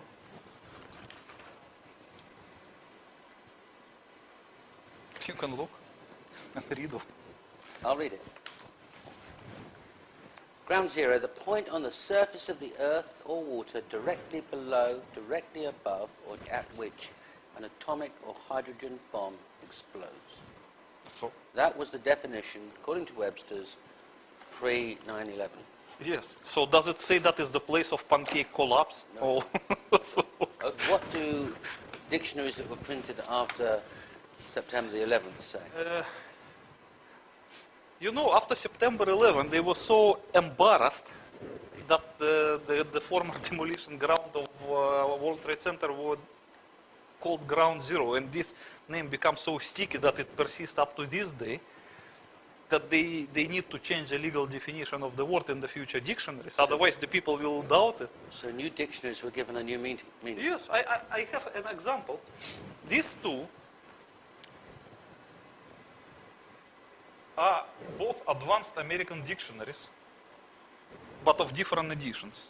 Yes. And both of them claim to be new, by the way. Okay. So let's compare.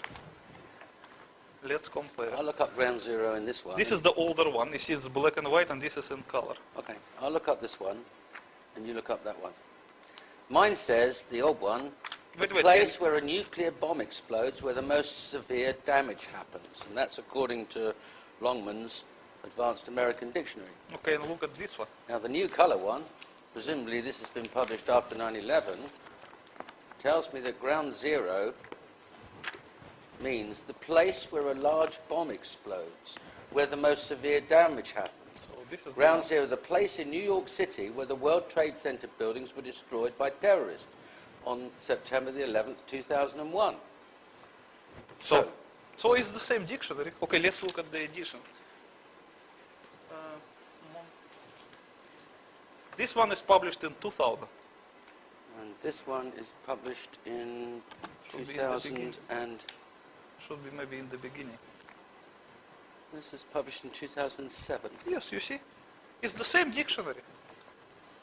But in here it defines it as a place of nuclear explosion, and this is the place of explosion. So what your book says, and what you're saying now, is the American government demolished the World Trade Center with an underground pre-positioned nuclear device. Yes. And that everybody called it ground zero afterwards, and they didn't want the idea of that referring to the nuclear device, so they changed all the dictionaries to read the place where this happened, a bomb blast, and buildings were damaged in New York. Is that what we're saying? Yes. You know, the English language itself became a victim of September 11th. They have to reprint the dictionaries. And not only this, they reprinted a lot of other dictionaries as well. Okay. Okay. But let's just stay with the effects of this pulverization and the dust.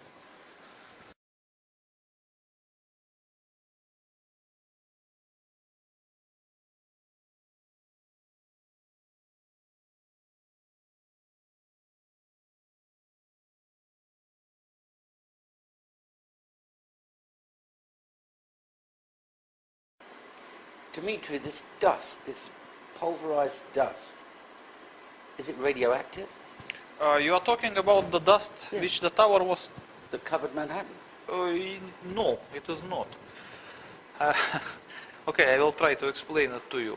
Many people, they believe that because the nuclear explosion on the World Trade Center was nuclear, then this dust should be radioactive as like a radioactive dust. No, it was not. I explain to you why. During an atmospheric nuclear explosion, when we have that well-known mushroom cloud, what happens? It will suck the dust from the ground level because of the high temperature inside the cloud. Right. Okay, and it become radioactive here, and when it cool down, it will fall down. So this is the radioactive dust. But there was nothing like this here, because all the radioactive materials were concentrated inside the cavity, and this dust was just compressed by the pressure wave, so it should not be radioactive, because this was not involved with any radioactivity. It was harmful, of course, for the health when you inhale it, because it was a microscopic materials. But it's just a mechanical damage. It will not cause you anything like the radioactive poisoning, radiation poisoning. So, if some of the dust particles were asbestos and they were inhaled, then you'd have... No, yes, if you inhale asbestos, yes, you will have the harmful effect of asbestos. Okay, but there's nothing to do with radioactivity, no. But what was radioactive in this case is the vapor. Because as I explained to you in the previous drawing, the situation is like this. We'll make one more.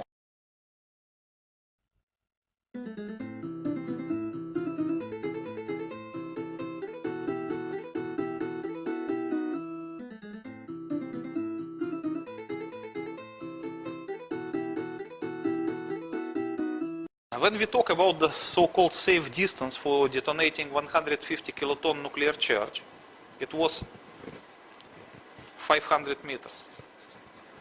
You remember I explained it to you. So when we made the nuclear explosion at the depths of 500 meters, it will create a cavity of 100 meters, and still there is a 400 meters of the soil. To filter. Yes, so when the radioactive gases will try to reach the surface by the crevices of the rock or whatever, they will be filtered on the way. And the thickness of filter will be like 400 meters at least. So it will tremendously decrease the radioactivity. But in the case of the World Trade Center was another story, because the tower was only 27 meters below surface, and the position of the charge was another 50 meters. So from here to here is 77 meters. And 50 meters, or even a little bit more than 50 meters, was occupied by the cavity. And the filter was not more than 25 meters, compared with the 400 here. Yes. But even this 25 meter would not serve actually as a filter, because in the next second they just fell into the cavity and just melt there, so there was no filter at all. So all the radioactive gases escaped through the open hole, just to the atmosphere. So anyone who was walking around here, or Manhattan residents, or the ground zero workers, or whoever, when they inhaled the radioactive vapor, that was their main source of the radioactive exposure.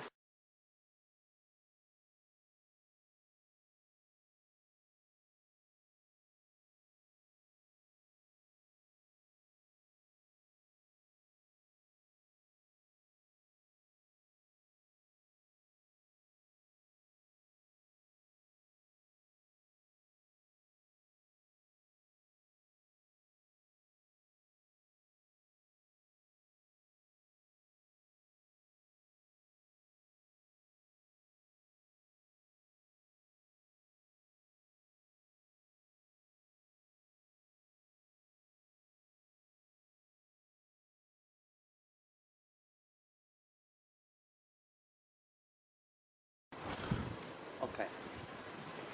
Before we go on to talk about the medical impact, Yes. Let's just stay on this shockwave that's shot through the building, pulverizing steel, human beings, desks, computers, carpet, photographs, everything in the way, and turning it into what resembles just microscopic dust, flying all over Manhattan and flying into the cavity. Yes, but very little percentage went to the cavity. Probably maybe 85 was just scattered around Manhattan. Right. And the minor part went And the down. composition of that dust is either concrete or steel, or it's just terribly fine. No, it was not like a plasma. Of course, you can distinguish the structure of actual material. And the various commissions, especially independent ones, who studied the samples of dust, Yes. found that the dust was represented mostly by the steel, fine grounded steel, because the major part of the tower was a steel. The concrete was a very little compared to the steel. 200,000 tons of steel. Yes. And you know that concrete, compare the volume of concrete used in the tower's construction was negligible compared to the volume of steel, because concrete was used only in the thin slabs of the floors and nothing else than that. Okay, So that's why the most part of the dust was represented by steel dust, while some minor part was also a furniture dust, carpet dust, concrete dust, and of course a human being dust, because human beings were reduced to the same state. You have 2 110-story office buildings. You don't find a desk. You don't find a chair. You don't find a telephone, a computer. The biggest piece of a telephone I found was half of the keypad, and it was about this big. The building collapsed to dust. Okay, just before we move on, the cavity at this point is still an enormous temperature. Yes. Thousands of degrees of Celsius. Thousands of degrees. It should be 8,000 and more than that. And that would take a long time to cool down. Yes, completely cool down with the 150 kiloton, it will take at least 1 year.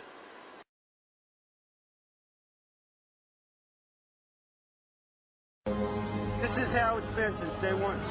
Oh, it's unbelievable. And this is 6 weeks later, almost 6 weeks later. And as we get closer to the center of this, it gets hotter and hotter. It's probably 1,500 degrees. We've had some small windows into what we thought was a core at some point, and it looked like an oven. You know, it was just roaring inside. And it just had a bright reddish orange color. See that stuff he's pulling out? What was that, Chief? We're gonna hold off on the water. See the stuff he's pulling out? Yeah. It's red hot. If we hit it too much steam, you won't be able to see what he's doing. Great. So 3 months later, finding molten steel in the debris doesn't surprise you in the least. No. It's perfectly understandable. In fact, in your book, you say that the only explanation for molten steel 3 months later being in the debris is the heat generated from this blast. Yes. Because you can't sustain this kind of temperature for 3 months. Sure. And you discredit the suggestion that it might be a thermite device. Of course, because that so-called thermite theory is just one of the conspiracy theory born out of desperation. Because people, they cannot find the logical explanation why that steel tower collapsed. Of course, they cannot believe that it was made by kerosene, and they cannot believe that it was made by ordinary explosive because of the high temperatures. That's why they arrived to the conclusion that it was thermite. But the thermite cannot sustain that temperature for 3 months. You can see that as in the event of electric welding, that is the thermite. So how long it can be hot? 15 minutes? Not more than that. Okay. And also the thermite cannot reduce steel to dust. It can melt it. Okay. Now we've got a report, I've got it here, the 9/11 Commission report. And there must be on the Commission staff experts. And there must be, America has its own experts, but there must be experts that have looked at the same evidence that you've looked at with similar experience to you and said to themselves, that can only be one thing. it can only be a nuclear device. Yes.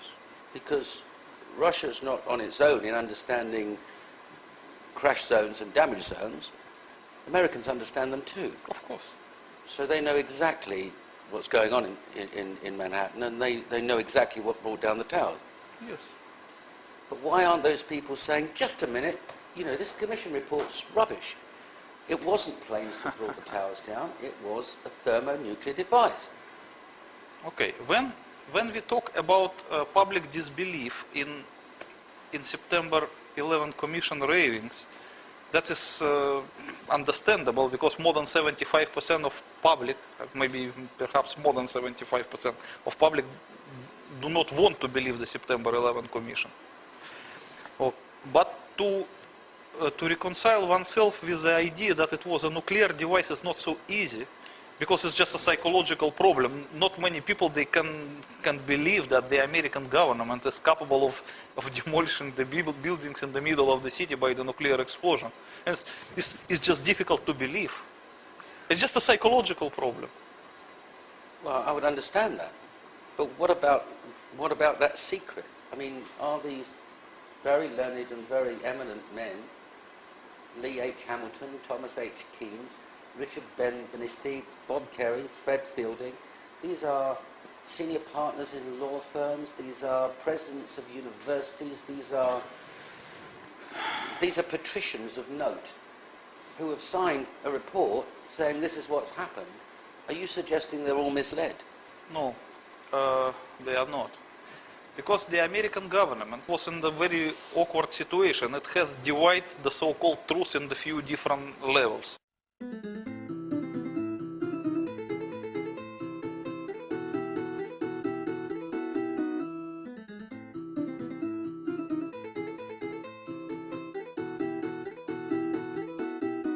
But what about that secret? I mean, are these very learned and very eminent men, Lee H. Hamilton, Thomas H. Keane, Richard Benisti, Bob Kerry, Fred Fielding, these are senior partners in law firms, these are presidents of universities, these are patricians of note who have signed a report saying this is what's happened. Are you suggesting they're all misled? No, they are not. Because the American government was in a very awkward situation. It has divided the so-called truth in the few different levels. So, let's say that the real truth is known only for a few people in America. And a little bit lower level is known to different, like, commission members and so on. And it was explained to them that the tower were actually demolished by the nuclear devices that belong to Osama bin Laden. Because otherwise they cannot explain many things. They cannot explain the radiation effect, the ground zero name, and all building 7 collapse, which was not hit by the plane. So they have to produce some other kind of truth, in the quotation mark, for this kind of commissioners. And for them it was produced the second truth, which says that all 3 buildings of the World Trade Center, the Twin Towers and the Building 7, were demolished by so-called mini nukes, the portable nuclear suitcases, Soviet-made, which were obtained by Osama bin Laden from Ukraine.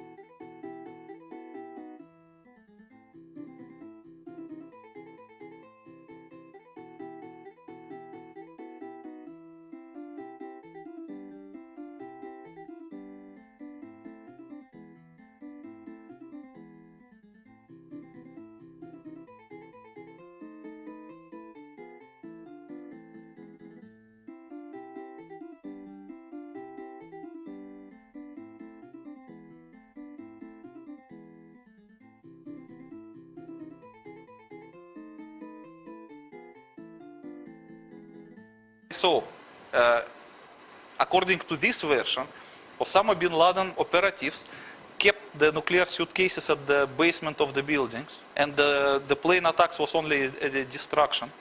And in reality, they detonated them by nuclear explosions of the stolen Soviet suitcase nukes. And it caused the towers collapse. So the members of commissions were advised not to disclose this to public, but just to produce some false report to cover up the truth. Because they don't want to scare the people by the nuclear weapons. And the commissioners agree. Dimitri, let's assume I was a fire chief, a senior fire officer, and I've just buried 343 of my friends, comforted their wives, and a Secret Service agent comes to see me and says, well, we'd like you to keep a secret. Would I really be prepared to do that? It depends on the way they present their arguments to you. As I explained to you, there are at least two different truth in quotation marks for various levels of American officials.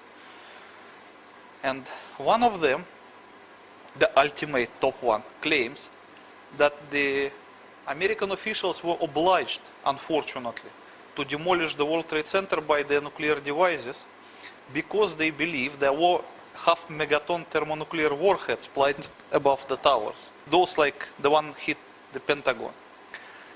And the reason to demolish the tower was valid enough, because otherwise those warheads may produce half-megaton nuclear explosion, which will destroy the entire New York.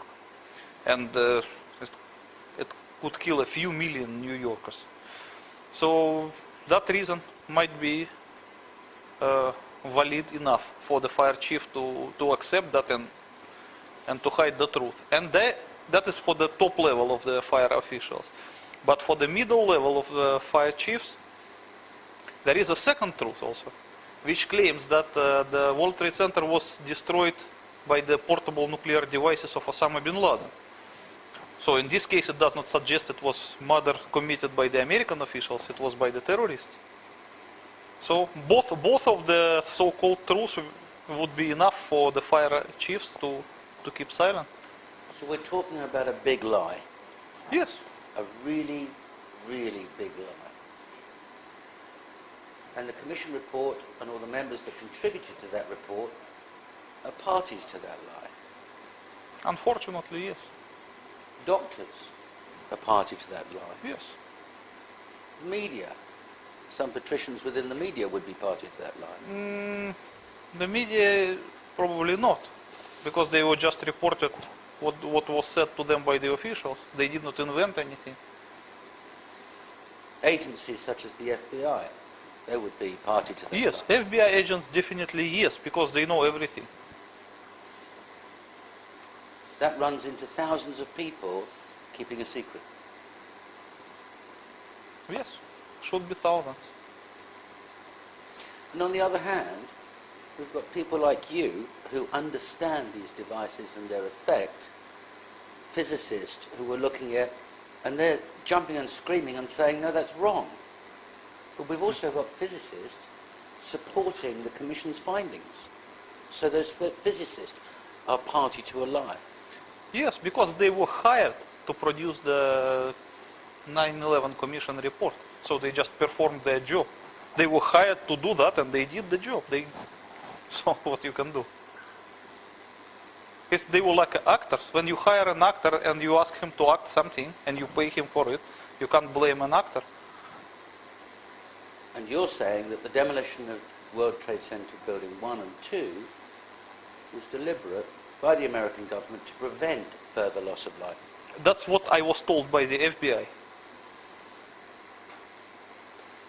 Your book doesn't go into the why concerning the events, just the how and who. No, at the end of the book, I add one of the last chapters. Once I got that information from the FBI, I modified my book by adding that chapter with this explanation. So now it is there. It was not there at the first version, but in the second it is there. Understood. And in your opinion, there's no other explanation for the collapse of World Trade Center 1 and 2 that's physically possible? No. So when we have people sifting through the dust and the wreckage and finding no carpet, no human bodies, no steel, no furniture, not even a mouse, that material was shipped away abroad to avoid further examination. Yes. Because they don't want the ordinary people know what is this. And it's understandable. Look, if you were and one of the involved members of the US government, and you are the one who pressed the red button to produce 3 thermonuclear explosions, 150 kiloton each in the middle of the populated city, and after that you send also the ground zero responders to work there without any protection. So you have no chance. You have to hide the truth until the end. And the free fall speed of World Trade Center building 1 and 2 is because there's only dust holding it up, so there's no resistance, and that's why it falls within a 12-second period. Yes, because the dusty structure of the tower, after it was pulverized by the crushed zone, it was so fine. It's like microscopic dust. It does not produce any resistance at all. Okay, what about World Trade Center 7? Oh, the World Trade Center 7 is another story, because it was demolished by the same means, but it was not hit by any plane. So it was difficult to explain its collapse. That's why this... That's so difficult that the 9/11 Commission report completely omitted it. Yes, because they have nothing to say. How they can explain it? How do you explain it, Dimitri? Okay, I will explain. First of all, let's look at one of the available movies showing the collapse. It collapses in 6.7 seconds, straight down on its own footprint. Yes, almost with the speed of free fall, yeah. Exactly as the Twin Towers did. In a cloud of dust. Yes, yes, you can see it. Yes. You can see even the delaying dust from the top, but the mechanic of collapse looks a little bit different compared to the World Trade Center Twin Towers. The difference is like this. As I explained before,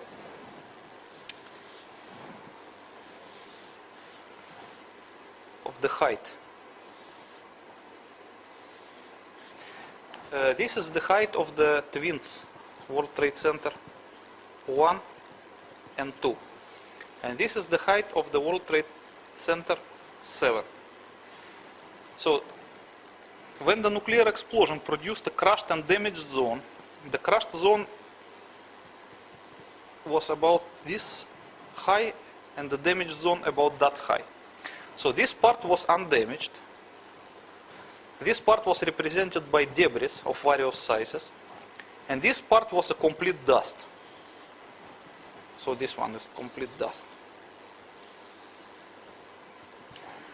Okay, when we talk about the World Trade Center 7, under it was also 150 kiloton nuclear charge, and it produced exactly the same size of explosion, but the crushed zone was able to reach until the very top of the tower.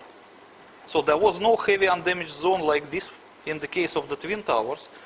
That's why complete structure of the World Trade Center 7 was pulverized from here to here.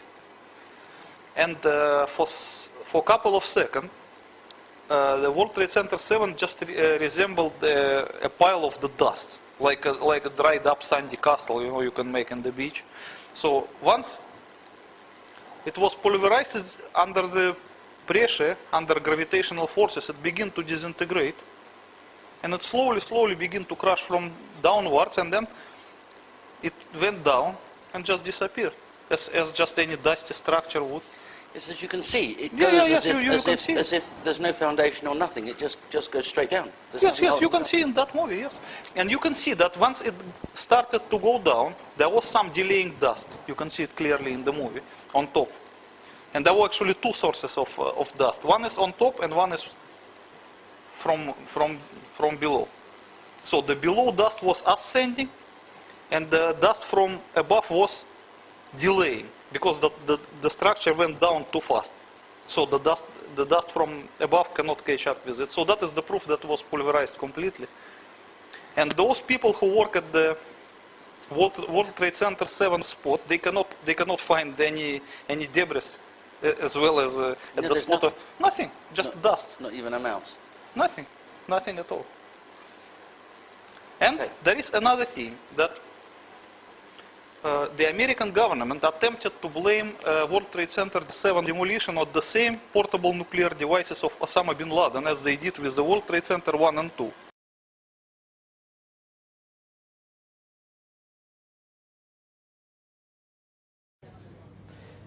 We'll leave it there for the moment. We've got some news just coming in, actually, that the Salomon Brothers building in New York, right in the heart of Manhattan, has also collapsed.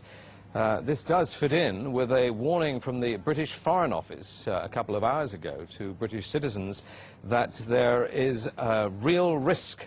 Let me get the exact words. The British Foreign Office, the Foreign Department of the British government, said there was a strong risk of further atrocities in the United States. And it does seem as if there now is another one with the Salomon Brothers building collapsing. We've got no word yet on casualties. One assumes that the building would have been virtually deserted.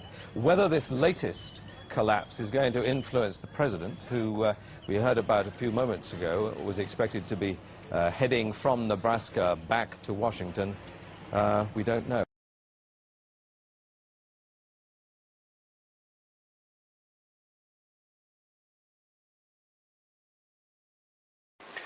You can look at this Spanish El Mundo newspaper, yes, which was released a few days after September 11, and you can see clearly the number of portable nuclear devices ascribed to Osama bin Laden is 3, not 2.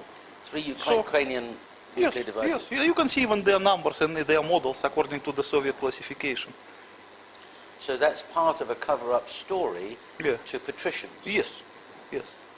Look, it's to the middle level of the... Right. Yes. What do you suggest is the reason for the destruction of World Trade Center 7? World Trade Center 7 was a command center of the entire World Trade Center complex. So the nuclear devices, they were not kept under the World Trade Center 1 and 2. They were kept under the World Trade Center 7, and at the time of destruction, they have to be delivered under the Twin Towers by some underground railway, mini railway, which was made in some tunnels.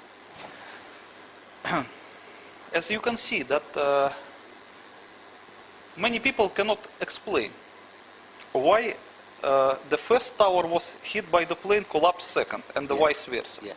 The explanation is very easy. This is the structure of the World Trade Center complex. So this is the World Trade Center 7, and this is the Twin Towers. You can see that World Trade Center 2 was farther from World Trade Center 7, and World Trade Center 1 was closer to it. And the delivery tunnels were leading like this. That is why it was not possible to demolish this tower before this tower, otherwise the demolition wave underground would demolish the delivery tunnel for this tower. So this tower must be demolished first, and then only this tower. And after that, the people who demolished these twin towers, they have no choice than to demolish the World Trade Center 7 as well, because otherwise the inquiry will find out all of this stuff. So they have to destroy it completely. So luckily, the World Trade Center 7 was scheduled to be demolished by the same way, so they have the 3 nuclear devices actually. So they just used the third one to demolish it and to hide the evidence completely. And then they have no problem in explaining it. At least it would be easier to hide the fact that the World Trade Center 7 was demolished, as they did in the actual report of September 11 Commission. Then, in case if the inquiry come to the World Trade Center 7 and find the third nuclear device there and the delivery tunnels, it will be difficult to explain what is that. So they just prefer lesser of the evils. Okay, so we're saying, are we, that the American government is reacting to an attack in a way that causes them to do something dreadful and then cover up the evidence. Yes. So we're saying, are we, that the American government is reacting to an attack in a way that causes them to do something dreadful and then cover up the evidence? Yes. But The World Trade Center 7 demolition was a pure hiding of evidence. Let's look at their position at the time. They've been attacked by a thermonuclear device. They think there were two others. They think that possibly millions of New Yorkers are going to lose their lives unless they do this. Yes. So it's probably the right decision. Yes. Considering circumstances, yes. If it's the right decision, why cover it up? Okay. It will be very difficult to explain to the ordinary people what the nuclear devices did under the World Trade Center at the first instance. It's very simple. 3,000 people are going to die if we do this, and if we don't, 6 million will die. The maths is very Yes, simple. but if I were an inquisitive person from among the ordinary population, I would ask my question, why should you keep your own nuclear device under the World Trade Center? Were you expecting such a development? It's very difficult to answer. That's a different question, but it's equally valid. But it does bring the first question back. Why cover it up? And then it brings another question. Why launch two wars against two Muslim countries and stir up hysteria and anti-Muslim hysteria almost throughout the world on the basis of something that you know isn't true? Oh, I think that is just a very common step of political technology. You know, it's described in the 1984 by Orwell, so everybody knows it. Like, for example, when there was a first nuclear bombing against American Marines in Beirut in 1983, the first thing what the American government did the next day, they made a Grenada invasion, just to distract the public attention from the nuclear explosion in Beirut towards the occupation of Grenada. Yeah. So, but it was a smaller thing. But September 11 was much bigger event, so the war should be bigger to distract the public attention appropriately. So it's understandable. Okay. World Trade Center Building 7 housed the largest, outside of Washington, the largest Secret Service office. It housed the Emergency Operational Center for the Mayor of New York and police and fire departments. It housed material, legal material for the American government. It was a very important center. Have you thought of other reasons why that building particularly would be destroyed when buildings that were between there and the World Trade Center buildings 1 and 2 were not destroyed? You know, many conspiracy theorists believe that the main reason for destruction of World Trade Center 7 was that there was some incriminating materials kept in it. But when it comes to me, I don't think so. I think that it was just accidental. It's a coincidence. So that the primary reason for destruction of the World Trade Center was that because the entire demolition scheme of the World Trade Center was based on it, in it. So the delivery tunnels were leading from World Trade Center 7 underneath of the Twin Towers. And the actual nuclear devices, all three were kept under the World Trade Center 7, where it was easy to maintain them. So, and they just need to destroy that. When they decided to press the button, would it be an instant thing? Would it be bang? Or would there be some kind of a safety device? Or there should be some alarm that should ring in the dangerous area, which is about to be demolished. And if you read the carefully timetable of September 11 events, you will find out strange thing. Early in the morning, September 11, this alarm system was turned off. And nobody can explain why. So when they actually pressed the red buttons to demolish the World Trade Center, and they pressed them inside the World Trade Center 7, there was no alarm signal produced. but that would presuppose that they knew about the attacks ahead of time. No, I think it was some kind of conspiracy. Okay. Dimitri, in the book you explain in very clear detail the positioning of the charges and the effect on the other buildings within the World Trade Center complex. Can you explain how you made those calculations? It's quite easy. If you look at the entire picture of the World Trade Center, or better we can see it in the bigger one, you can see that 3 buildings were pulverized. Yes. It's a building 7 and building 1 and building 2. And the rest of buildings were just damaged but not pulverized.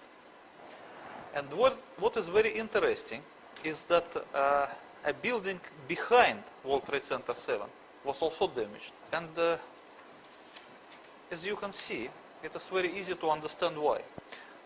Because the building 7, oh, better see it here, it has the form of, I don't know how they call it. A trapezium. Yes, trapezium form. And understandably, if you want to demolish this building, you have to position your nuclear charge here, at the middle of the imaginary circle. Yes. Okay? Otherwise, it will not embrace the entire building. So, like, as you can see from this picture here, the building 7, in this case, occupies half of the circle. Yes. And the other half of the circle slightly touches the building on the other side of the road, which yes. you call Fitterman's Hall. And you can see the actual damages yes. on this photo, yes. Yes.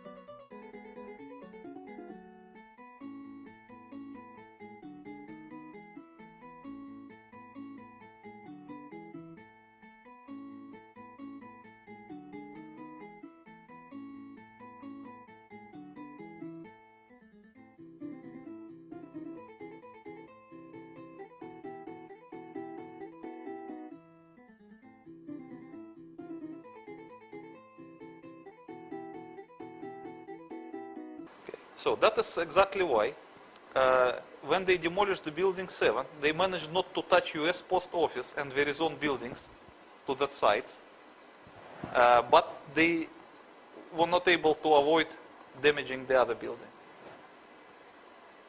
I see. And in the same picture just below, we see that you've positioned where the charges were on 1 and 2. Yes. Because they weren't directly under the towers, no, were they? They were a little bit, the actual hypocenters of explosions, they were not exactly in the middle of the tower's footprints, but a little bit away from it. That's why there was some surviving corner, as you can see in these pictures. I make it in green. And there, I think there are also photographs. Yeah, I will show it to you. But I have to ask you, Dimitri, Like this how is one were of you the able to most- calculate that it wasn't in the center?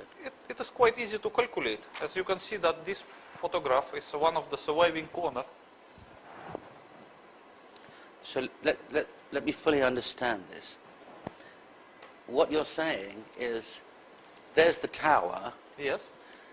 The explosion's slightly off center, so the effect running up the tower I better make a is drawing. also slightly so off-center. So it will be easy to understand if I draw it.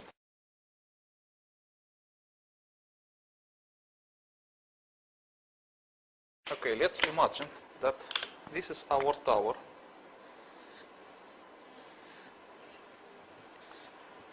And the position of the charge is exactly at the middle. Yes. So the damaged and crushed zone will propagate more or less equally. Yes. Okay, but if the tower is like this, but the position of nuclear charge is here, not Yes. exactly at the footprint, little bit away from it. So it will produce the zones which go this way, Yes. and they might save this corner. So by looking at the corner, you're able to calculate how off-center the charge was? Yes, it is quite easy to calculate.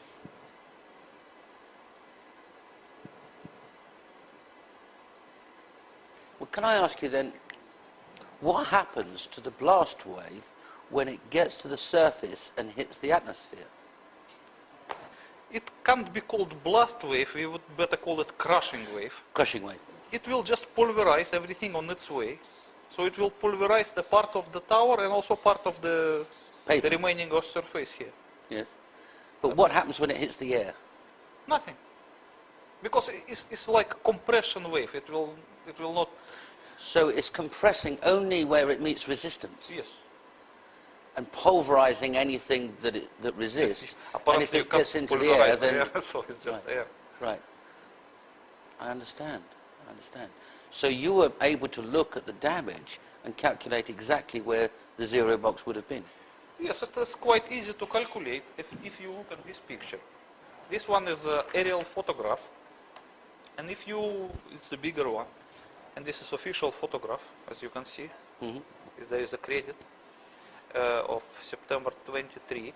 You can clearly see that hypocenters were here, here, and here. Oh, you can see it in the bigger photograph. It's clear. You can just see it. Okay. And I would say that I was not alone who arrived to this conclusion, because there was one famous French writer. Actually, you can see his drawing here. Yes, yes. Yes. And as you can see that he positioned his charge exactly as the same as in my calculation. And he's in between one of the twin towers and the Marriott Hotel. Yes. And he positioned it also 50 meters below the ground, the lowest underground foundation of the tower, meaning 77 meters. But his story was slightly different. He was saying that there was a secret nuclear reactor underneath that exploded. Okay. First of all, you have to understand that nuclear reactor cannot explode. It can melt, but it cannot produce the explosion. Neither in the sense of nuclear explosion nor in the sense of ordinary explosion. Because the nuclear reactor is something which it does not contain any explosive thing. It cannot explode. Just walk us through that. A nuclear reactor causes the fission to create heat, to create energy. Yes. Well, isn't that what a nuclear bomb does? No, because nuclear reactor, by the way it is constructed, produces heat which hits the vapor, and the vapor in turn runs some engine which produces electricity. Okay, that is how a nuclear reactor works. And the nuclear reaction in nuclear reactor and nuclear reaction in the nuclear bomb, they are different. And you also need the different quality of material to produce a nuclear explosion in the sense of explosion and the nuclear reaction in the reactor. But this French author who writes so carefully about an underground reactor must know this. And must therefore know that there's no such thing as a nuclear explosion. It is not even by school people, this is elementary knowledge.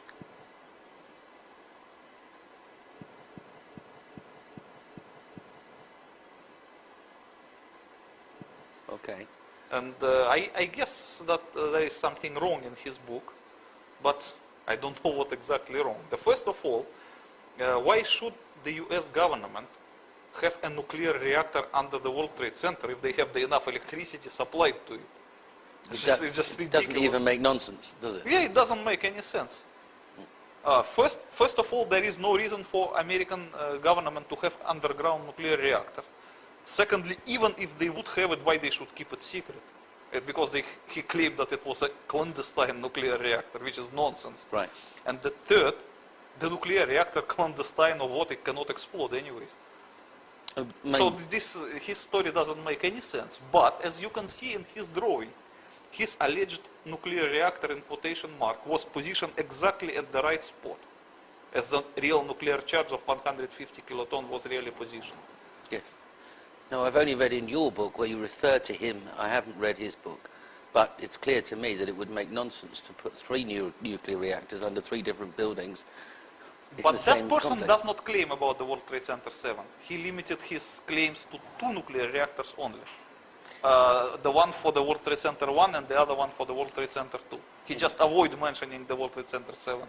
There are a lot of people that avoid mentioning World Trade Center 7. Yes, but as you can see from these photographs, you can clearly see 3 destruction spots. Yes. And even you look at this picture, which shows the 3 spots emitting the vapor. You can see also the vapor coming from the spot of the World Trade Center 7. Yes, clearly.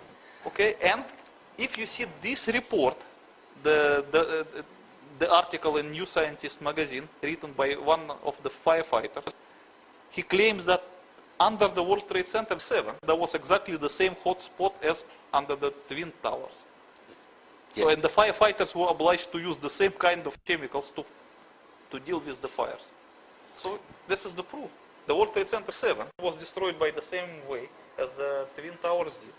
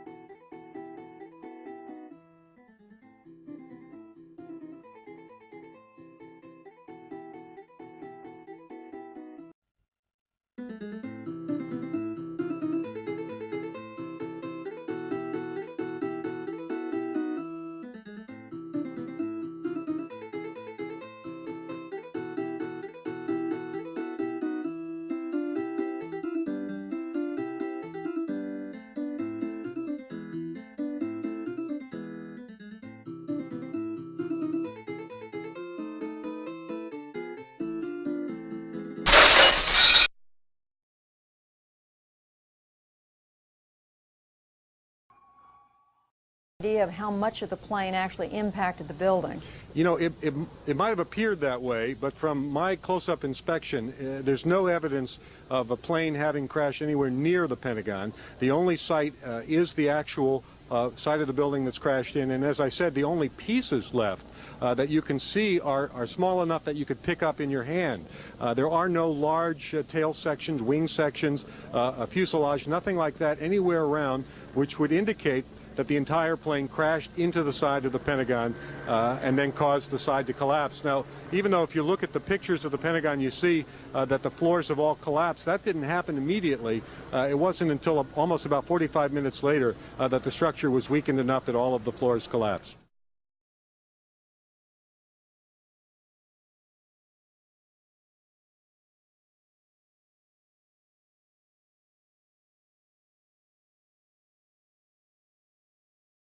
At any point during this day, were you just, in a very base way, afraid? There were many times, Miles, that you were afraid. You were worried, especially when I was standing in front of the Pentagon that night, seeing one of our fortresses pried open by a missile airplane.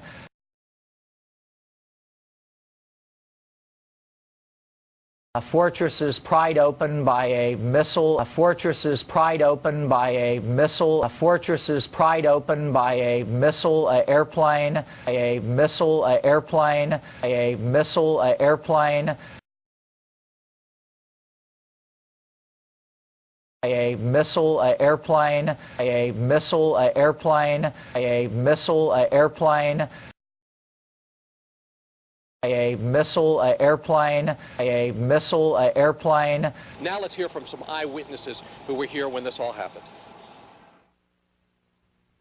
There was a massive explosion and absolute chaos afterwards. I heard it happen and everything shook and the ceiling started to fall. And, I thought it was because there's generators and things. We just thought something, there was malfunction, something exploded. Generators and things. We just thought something, there was malfunction, something exploded. I mean, it was like a cruise missile with wings. Went right there and slammed right into the Pentagon. I mean, it was like a cruise missile with wings. Cruise missile with wings. Cruise missile with wings. I want to talk about the Kursk and the origin of the Granite missile. There were some interesting things that you refer to in your book with some clear pictures about what happened to the Kursk missiles and the missile silos after the submarine was recovered. Can we talk about that for a moment? Yes, because certain Russian officials, they knew that all missiles from Kursk submarine was stolen and there was nothing in the silos. And they did not want the recovery workers and the rest of the involved people to know of this fact. So they have to produce some cover-up story to hide. First, they have to hide the fact that the missiles were stolen, and secondly, they have to safely decommission the missiles without attracting much attention to this fact. Okay, let's walk through that. Yes. So they recover the submarine. What do they do then? Before they recover submarine, they send some special unit of the divers with a strange instruction to fill the empty tubes which supposed to host the granite missiles with a certain fast setting foam, and then seal the lids. What would be the point of fast setting foam? The point was that to hide the non-existence of the missiles, but the official version, of course they have to produce some official version, was that they have to use that foam to prevent missile from, how do you call it? Vibrating? From vibrating inside during the damaging. transportation and from damaging them, which is just ridiculous, because the missiles were in the combat position and they were tightly fitted. And they're armor plated. How can you damage? Look, you can see at the picture of the Pentagon, yes. This missile managed to fly about 600 kilometers and penetrate 6 walls of the Pentagon after throwing the generator to the side. Yeah. You're not going to damage them. Yeah, it was not damaged. Okay. So why would it be damaged during the transportation? So they fill the missile tubes with fast-setting foam. Yeah. Then they recovered the submarine. And then they sealed the lids. Okay. And after that, they started the recovery operation. Okay. And then they get the submarine up on the surface. Yes. Then they transported it to the port. Okay. And then what did they do? And after that, they continue because they have to continue with this how they call production. Okay. They decided to cut the entire silos from the body of submarine using the electric welding. They cut the silos out of the submarine? Completely. From the okay. They just cut them. Okay. As you slice the bread with the knife. And then they transported them to some secure location. Yes. And then allegedly they destroyed the missiles along with their silos without opening them.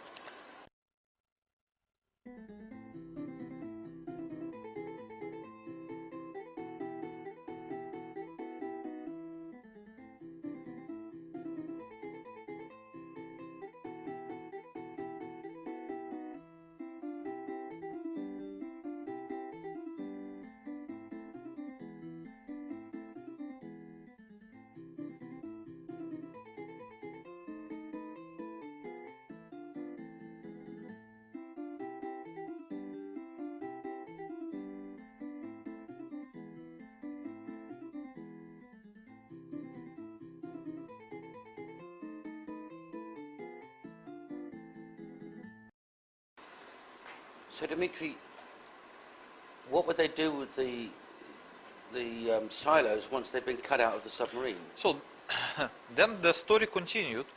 They produced the public story that the missiles were allegedly so badly damaged that the silos cannot be opened because it's too dangerous. Okay. And then they delivered this missile to some remote area, buried them into some trenches, and allegedly destroyed them with ordinary explosives. But if you analyze what they publish in the media, it seems that they were destroyed by the portable nuclear devices, just to make sure that they will be completely destroyed. Because you cannot afford to destroy such things with ordinary explosives, because something will remain. And the people still can find out there were no missiles inside. So they should use some portable nuclear devices like a mini nukes to do the job. And it seems that it was so.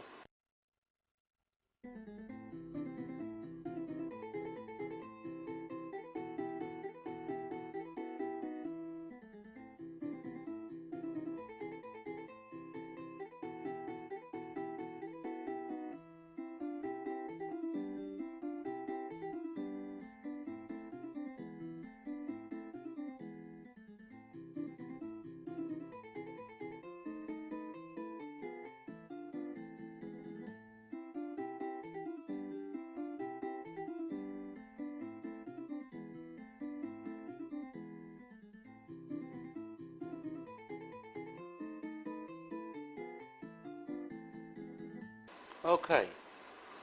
So that means they were completely destroyed. Okay. And nothing remained of There's them. no evidence? Yes, because you know when you use the portable nuclear device to destroy a missile, there will be nothing remain. Going back to your military experience, what should have taken place? If the missiles were there? Yes.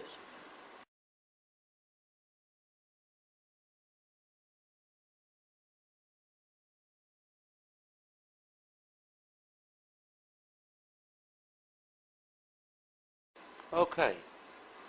So that means they were completely destroyed. Okay. And nothing remained of There's them. no evidence? Yes, because you know when you use the portable nuclear device to destroy a missile, there will be nothing remain. Going back to your military experience, what should have taken place? If the missiles were there? Yes. They should bring the submarine back. Then they should create a commission which will consist of the constructor of the missiles and the constructor of the warheads, yes, the producer, and the people from the 12th Chief Directorate who are specialists in the maintaining of nuclear warheads and in the registrar, and the people from the North Fleet who are specialists in the actual missiles, yes, a part of the warhead, and also some commanders of submarine which are of the same class of the Kursk. Yes. And this commission have to study the things and evaluate what can be done. So this is then a they committee. have to produce a report. This is a full committee of important people. Yes. Because this is an important matter. Of course. 22 thermonuclear warheads. And missiles also. And missiles. Yes. Okay. And what would that commission do? They would appoint some people to get the missile and to bring them to some location where they can study them. Yes. And to evaluate the situation, and then to produce the report what they recommend to do next. Yes. And depend on the condition of the missile, they may recommend just to clean them and put back to commission, or to disassemble them. It just depend on the actual situation. The commission may decide, depending on what happened with the missiles. Presumably, the component parts of a thermonuclear warhead are valuable. Of course, because they contain a very expensive nuclear materials. How expensive? Oh. The problem is that because they don't sell it at a market price, there is no market price. But still, I guess that a kilogram of weapon-grade uranium should be, I don't know, maybe over $100,000 US. And a kilogram of plutonium, which is even more expensive, is probably 10 times as much. And these are... And there should be at least 20 kilogram of plutonium used in each warhead. So 22 warheads and 20 kilogram of plutonium, you can make your calculation. As many millions of dollars. Okay, so weapons-grade plutonium, weapons-grade uranium is an extremely valuable item, but it's also an item, presumably in Russia, which is carefully controlled. Of course. Of course, because it's a weapon-grade material. They're afraid that such a thing can go to some country which is supposed not to possess it, and that they can produce the nuclear weapons. They have to observe the non-proliferation treaty. So and they're afraid of terrorists also. Sure. So there are clear, designated control factors that have to be observed within Russia. Of course, and besides of all, you know that the weapon-grade uranium, even though you don't really need to be used as a weapon, you can still use it for diluting the other uranium to produce reactor quality uranium. Right. And so you can always find use of it. So you're never in your wildest dreams throw it away? No, why should you? It's like a gold, it's more expensive than gold. Why should you throw the gold? Have you any experience in your time in the 12th Directorate of ever this kind of material being thrown away before? Look, I was not particularly the specialist in the nuclear materials. As I told you, my specialty is a little bit different, but I can confirm for you that is for sure not. Okay. When some nuclear warhead is to be decommissioned, the material from it will be in the most of the cases, this warhead will be simply remade into something newer. So the material will come out and turn into something else? Probably it will be just used in the next warhead, in the next generation of warheads. Okay. Or, if they don't want to use it in the warhead, they will just keep it as a material for the next use, or they may also use it in diluting the natural uranium to produce the reactor quality of uranium. I mean, they will always find use of it. But they were not going to leave it round by the bike sheds, you know, to get round to when they want to. It's going to be carefully stored in a careful... Of course, it's a tightly controlled material. Okay. So your only explanation for the destruction of the missile and the warheads coming from the Kursk is that they weren't there, and that's why they were destroyed, to hide the evidence? Yes. Because, of course, it would be embarrassing for the rest of the world to be aware that the Russians had misplaced 20 missiles. 22. 22 missiles. Well, 21. We know where one of them is. Yes. Okay. And some American officials believed that 2 of them were used, I mean, the warheads used in the planes that hit the World Trade Center. So that we can argue whether the terrorists still have 19 or 21. But no one will ever know, because if they were, they would turn to dust. Okay, so that's the got to be the cause of some discussion between the American government and the Russian government. Yeah, of course. Backwards and forwards. And definitely it was. And there's no question in your mind that the destruction of the missiles and the warheads from the Kursk is a deliberate act to hide the fact that those missiles are no longer there. Yes. And you are saying to the rest of the world in your book and here that there are 21 missiles unaccounted for. 22 minus 1. Yeah. Yes. The one fired into Pentagon. Each with a thermonuclear warhead. Of half megaton. Of 500 megatons. 500 kiloton or half megaton. Okay. A 500 kiloton warhead detonated in the middle of London. What would that do? It depends on how high will be the altitude. If let's say the altitude will be a half kilometer, it will just destroy the entire London, I guess. If on the ground level, maybe a little bit less, maybe 70%. But the most of London will be destroyed in any case. Let me it will be like a big Hiroshima, 20 times as much. Let me be absolutely clear on what you're saying and what you said in the book. This material is unaccounted for. This is the evidence. Here is the book detailing who did it, what happened, and everything else. This is my evidence. This is my testimony. Prepared to go to court. I've been to the American. I've given you the book to the American embassy. I've given it to the French embassy. All the information. Yes. And the American embassy, just help me with this, haven't come back to you and said, can you tell us about this? No. Because they already know.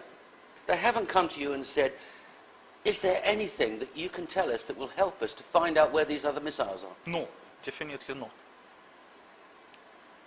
Even if they thought you were stark raving mad, and I'm sure that they don't, why wouldn't they come to you and say, can you help us with these? I was surprised either. But it seems that they are satisfied with what they know. That could only bring one explanation. No, actually there could be two different explanations. One is that they are satisfied with what they know. And the second thing, that the high-ranking officials just told to those low-ranking who talked to me not to talk anything about this and just forget the matter. It might be both. It might be that those guys were ordered by their superiors not to continue this inquiry. I beg to differ. I refuse to believe that senior officials within the American government would ignore the possibility that there might be 21 missiles somewhere unaccounted for. The only explanation that I can think of, subject to what you may say, is that they already know where they are. I don't know. I have no explanation either. Okay.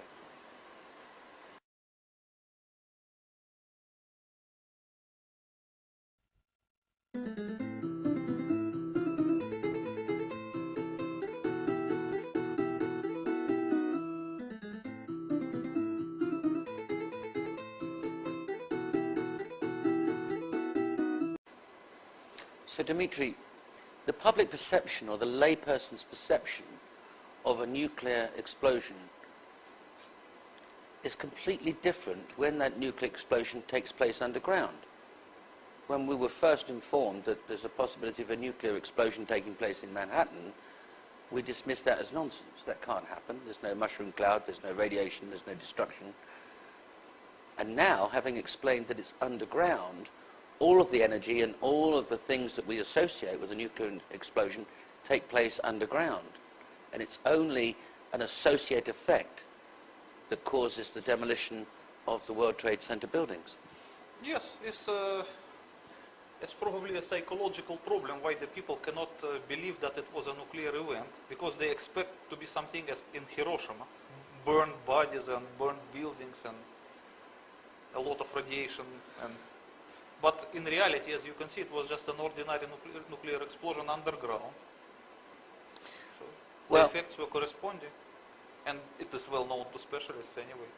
Well, we've also got the timing issue, because the South Tower's hit at 9:16, the North Tower at 8:46, the Pentagon struck at 9:37, discovered to be a thermonuclear device.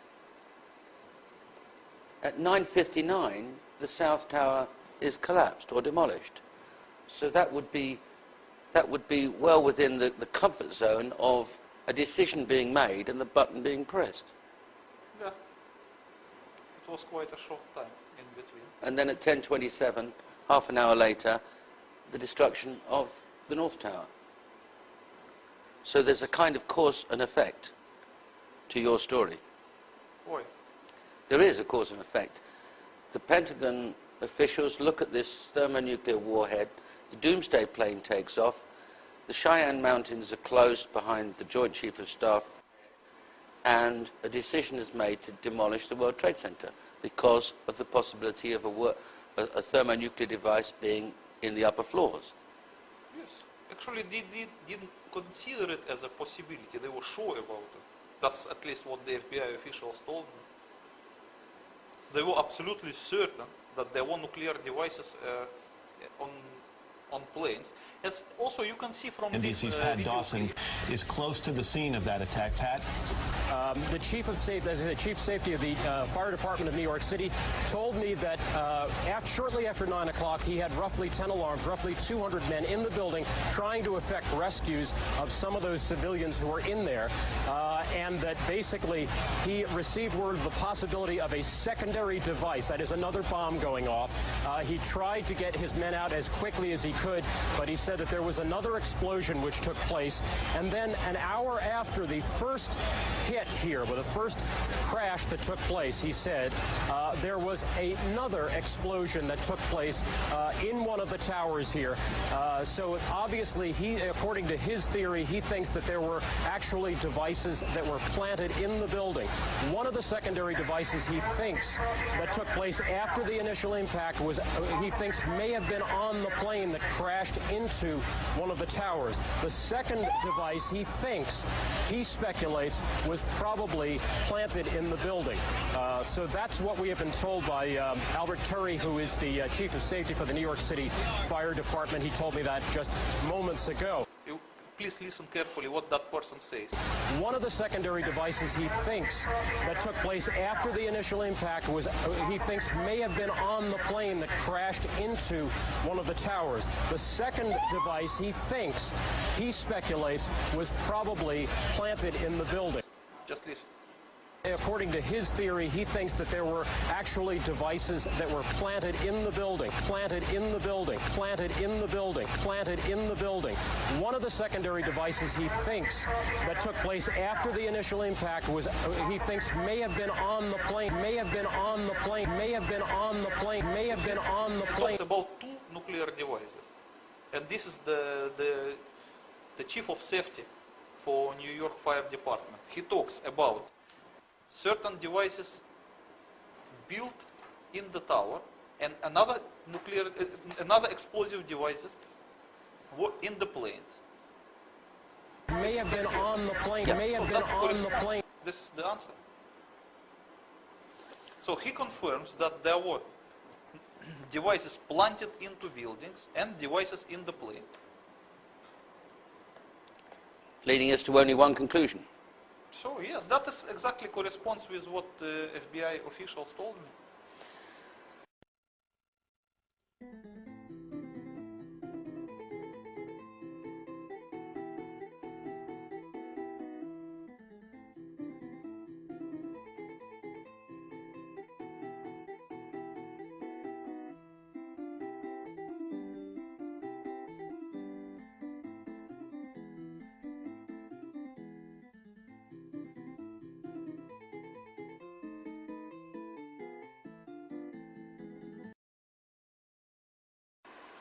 Dimitri, I want to turn to other events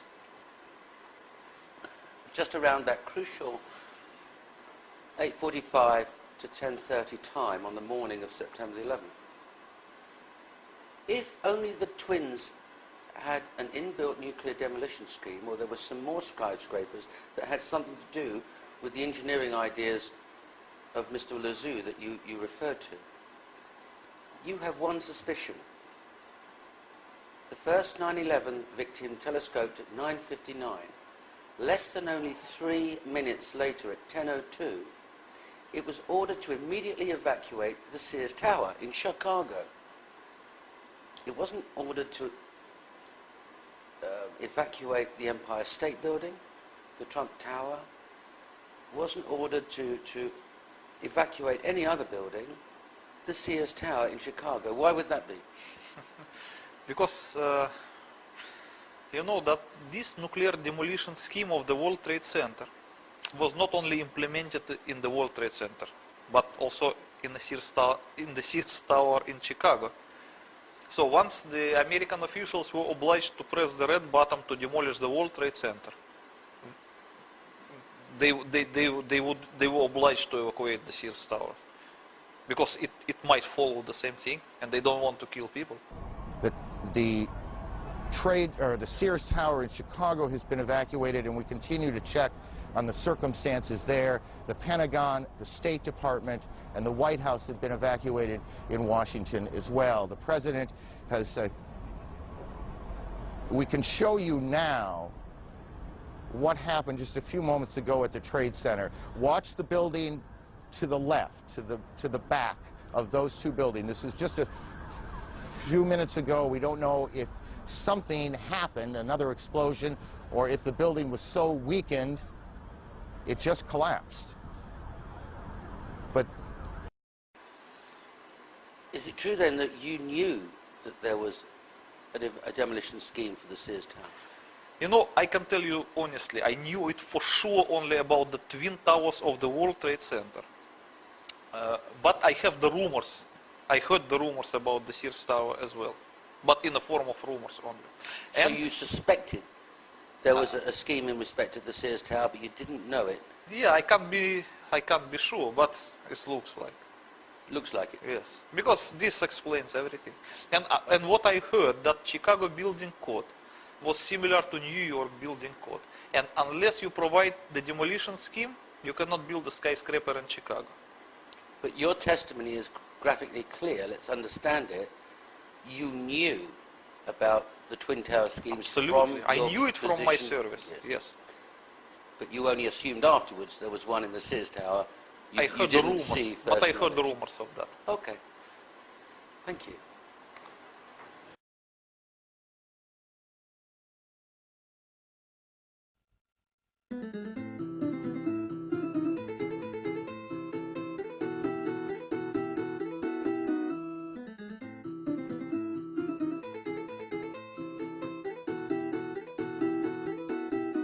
Dimitri, there must have been other governments, the British government particularly, that would have had a clear understanding of what's taken place, because their recorders would have shown a 150 kiloton explosion in Manhattan.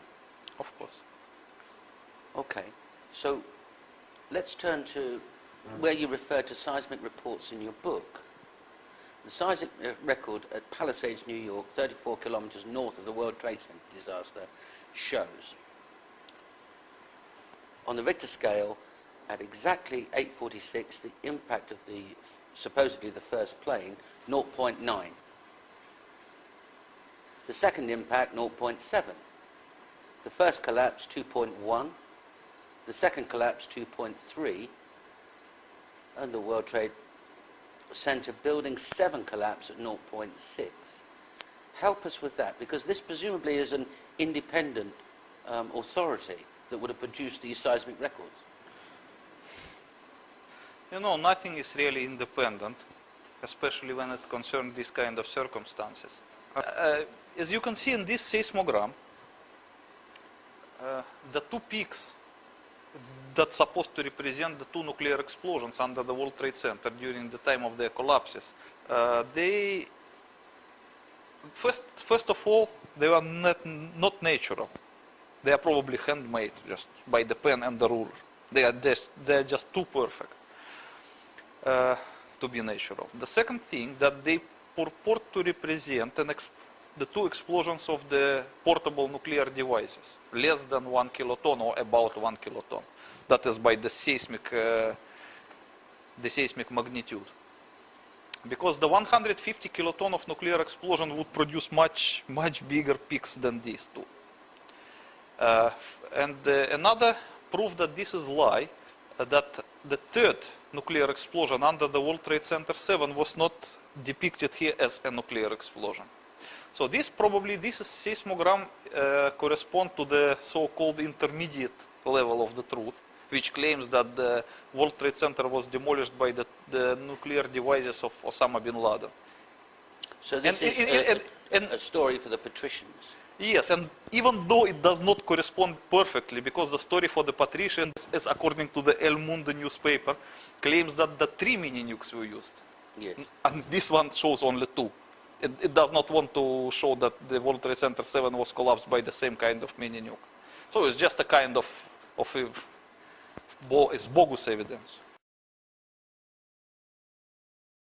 But if this seismic report were accurately reflecting 3 underground 150 kiloton nuclear explosions, what level on the Richter scale would that be? More than 5.7. More than 5.7. And this is, as you can see, 2.1 and 2.3. Okay. Coming back to the brave firefighter that gave testimony only a few days ago, who was in the Marriott Hotel receiving orders, when he ran outside to go to the South Tower, he felt the ground shaking underneath him. He looked up and the South Tower was collapsing. He ran to join his colleagues along by the North Tower. Half an hour later, he testifies that the ground was shaking like a train running by underneath, and the North Tower collapsed.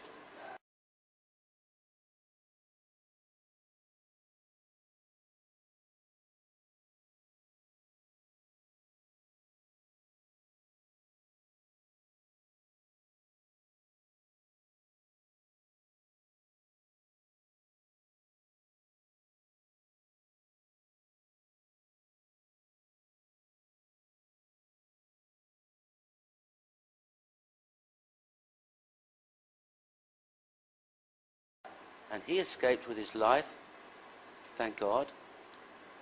In the event that a 0.1 kiloton nuclear explosion took place underneath or in the South Tower, and it made, on the Richter scale, an impact of 2.1, would that cause the ground to shake? No. At what level on the Richter scale would the ground shake like a train going past underneath? 5.5 and above. 5.5 and above. Thank you.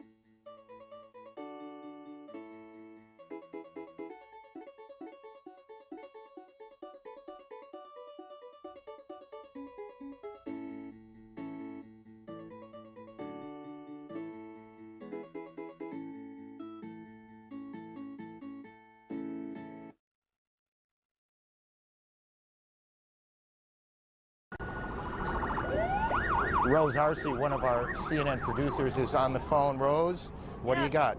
I'm about a block away, and there were several people that were hanging out the windows right below where the plane crashed, when suddenly you saw the top of the building start to shake, top of the building start to shake, top of the building start to shake, top of the building start to shake, top of the building start to shake, top of the building start to shake, top of the building start to shake.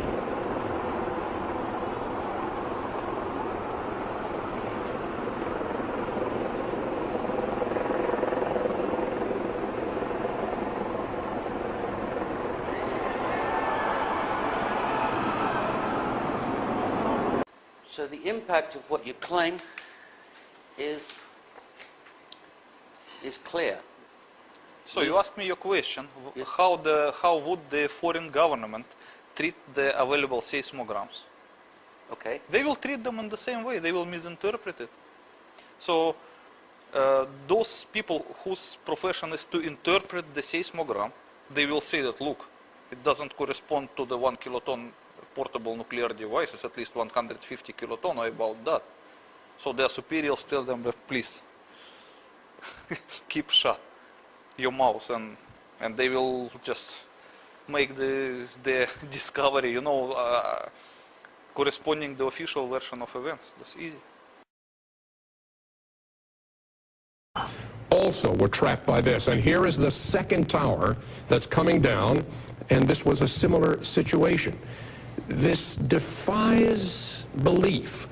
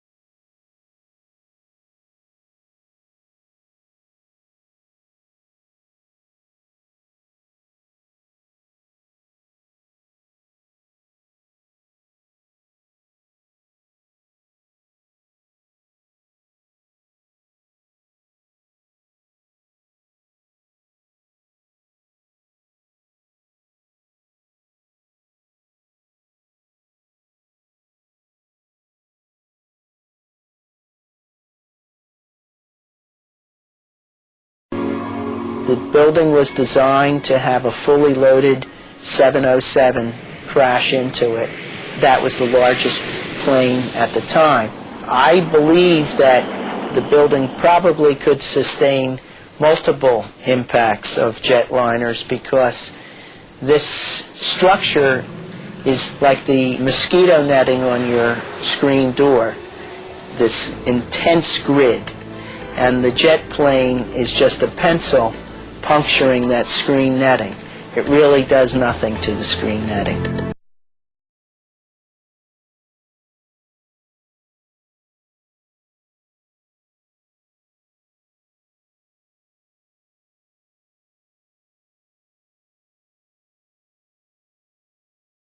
Right now we want to go to our affiliate NYW reporting on this as we speak. The little girl in his arms. Did you see what happened, sir? Did you see what happened? What happened? Well, I was in the PATH train and there was a huge explosion sound. Everyone came out. A large section of the building is blown out, around like the 80th floor. Was it hit by something or was it something inside? It was inside. Because it looked out, everything was coming out. No second plane. It was a bomb. Bombed in the building, not second plane. That was a bomb. Who said the second plane? That's what we're told, the second plane. We saw it on television. Everything.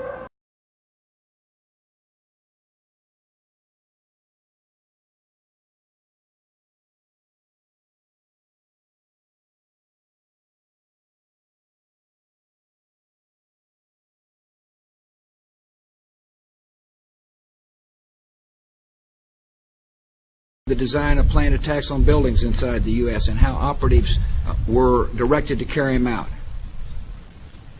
That is valuable information for those of us who have the responsibility to protect the American people.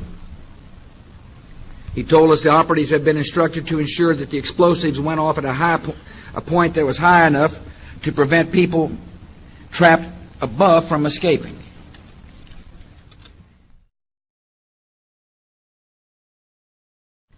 He told us the operatives had been instructed to ensure that the explosives went off at a point that was high enough to prevent people trapped above from escaping. To ensure that the explosives went off at a point that was high enough to prevent people trapped above from escaping.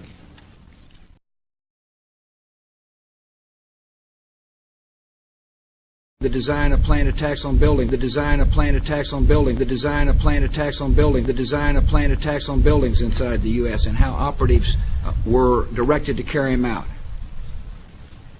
That is valuable information for those of us who have the responsibility to protect the American people. He told us the operatives had been instructed to ensure that the explosives went off at a point that was high enough to prevent people trapped above from escaping. To ensure that the explosives went off at a point that was high enough to prevent people trapped above from escaping. To ensure that the explosives went off, to ensure that the explosives went off, to ensure that the explosives went off at a point that was high enough to prevent people trapped above from escaping.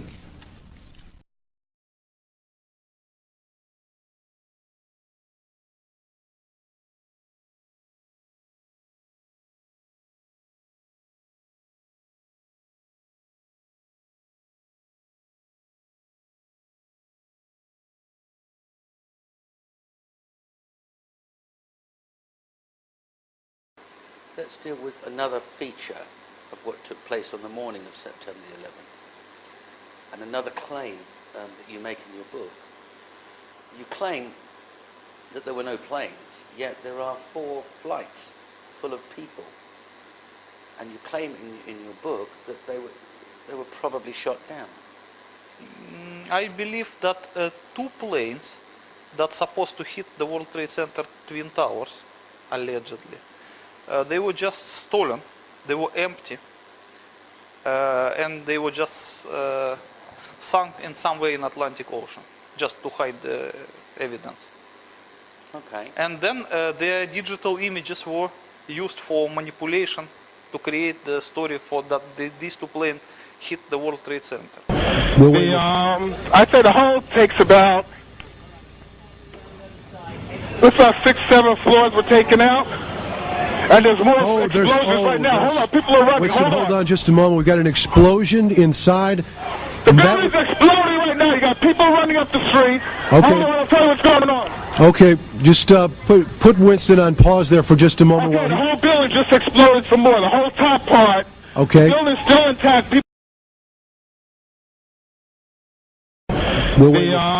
I'd say the whole takes about,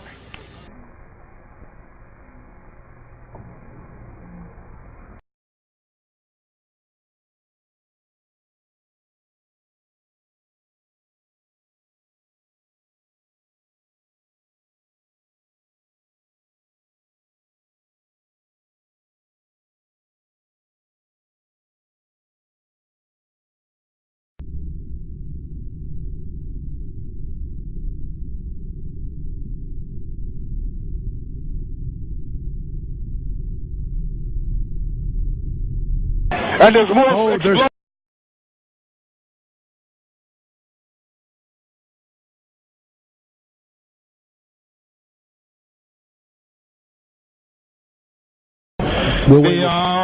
say the whole takes about, looks like 6, 7 floors were taken out. And there's more explosions right now. Hold on, people are running. Winston, hold on just a moment. We've got an explosion inside. The building's exploding right now. You got people running up the street. Okay. Hold on, I'll tell you what's going on. Okay, just put Winston on pause there for just a moment. Okay, the whole building just exploded some more. The whole top part. Okay. The building's still intact. Don Daler, ABC's Don Daler, who is on the scene. Don, just give me some description again of what you can see now. What we're seeing, it appears that there is more and more fire and smoke enveloping the very top of the building. And as fire crews are descending on this area, it does not appear that there's any kind of an effort up there yet. Now remember, oh my God. Oh my God. That looks like a second plane.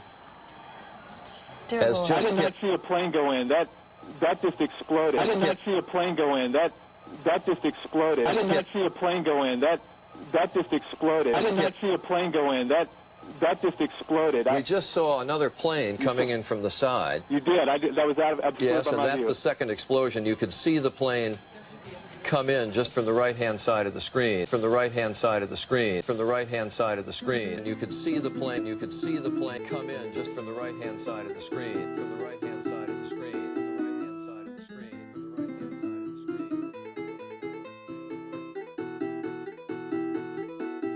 We want to share with you what we do know. We're getting scattered information coming in about the planes that have crashed and which planes have crashed where. Here's the latest that we have. American Airlines identified the planes that crashed into the World Trade Center as Flight 11, a Los Angeles-bound jet hijacked after takeoff from Boston, 92 people aboard. That's one of the planes that crashed into the World Trade Center. And also the other plane that crashed into the World Trade Center, American Airlines Flight 77. It was hijacked while carrying 64 people from Washington Dulles Airport to Los Angeles. And United Airlines says that its Flight 93, a Boeing 757 on the way from Newark, New Jersey to San Francisco, crashed about 80 miles southeast of Pittsburgh with 45 people on board.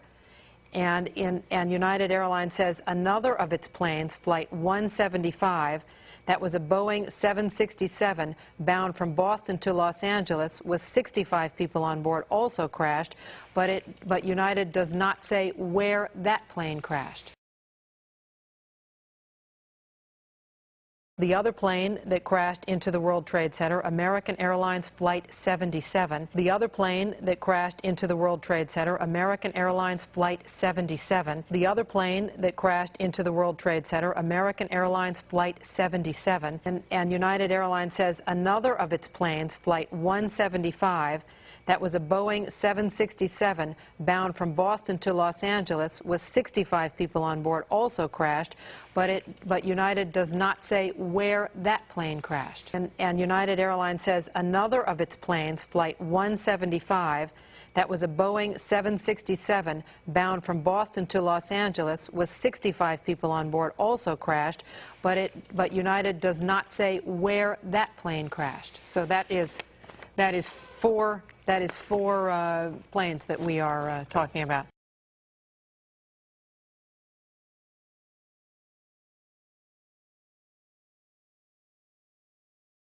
We are hearing from eyewitnesses who were in the area at the time that they saw an aircraft slam into the south side of the Pentagon this morning. There was one eyewitness who said that there were no markings at all on the side of the plane.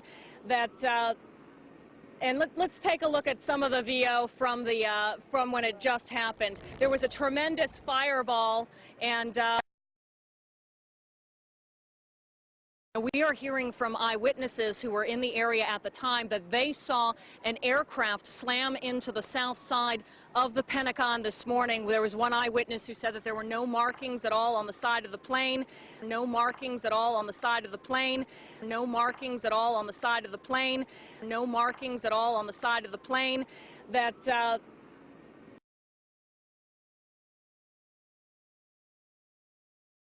When it comes to the other two planes, one of them was later assigned to Pentagon, and the other one was, as you say, that Flight 93. I think these two planes were genuinely shut down by the U.S. government in panic, which followed the September 11. I have no proof of it, of course, but it looks like.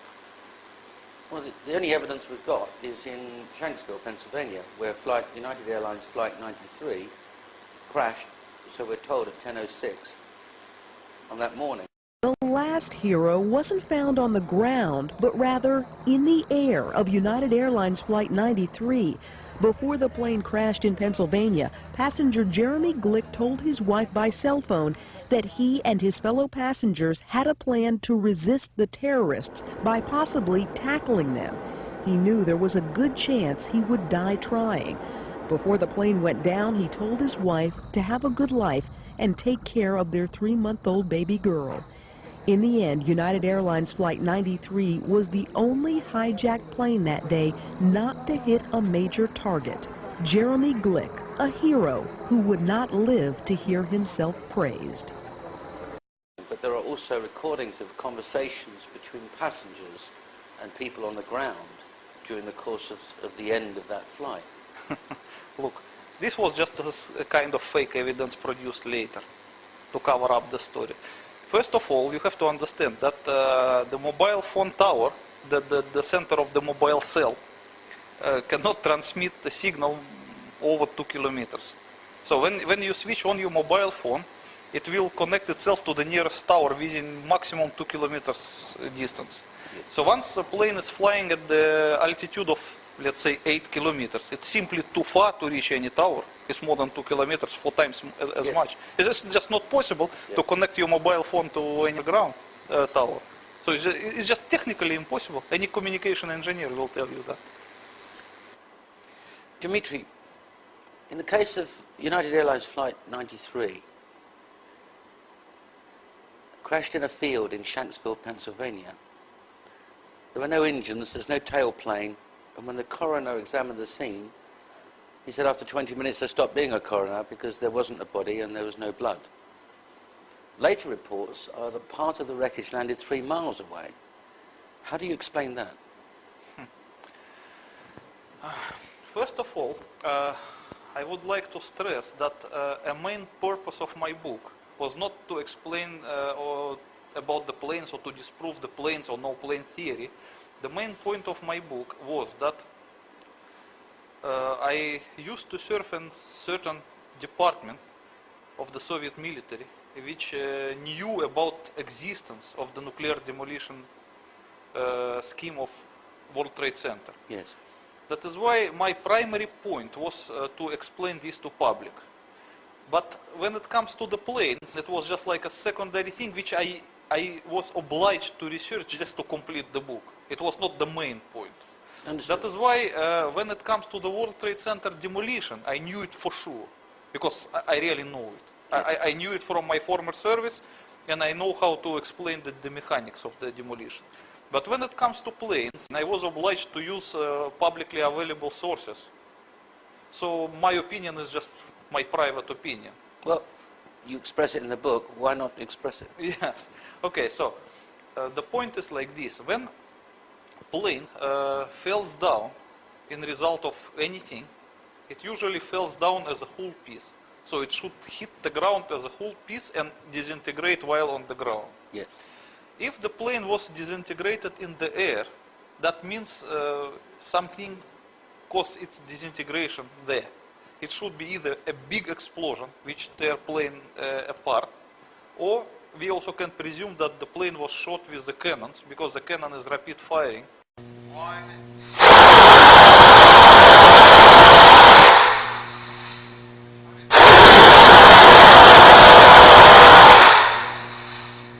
And it might cut for example, the wing, or another wing, the tail, and the plane will just be disintegrated in the air.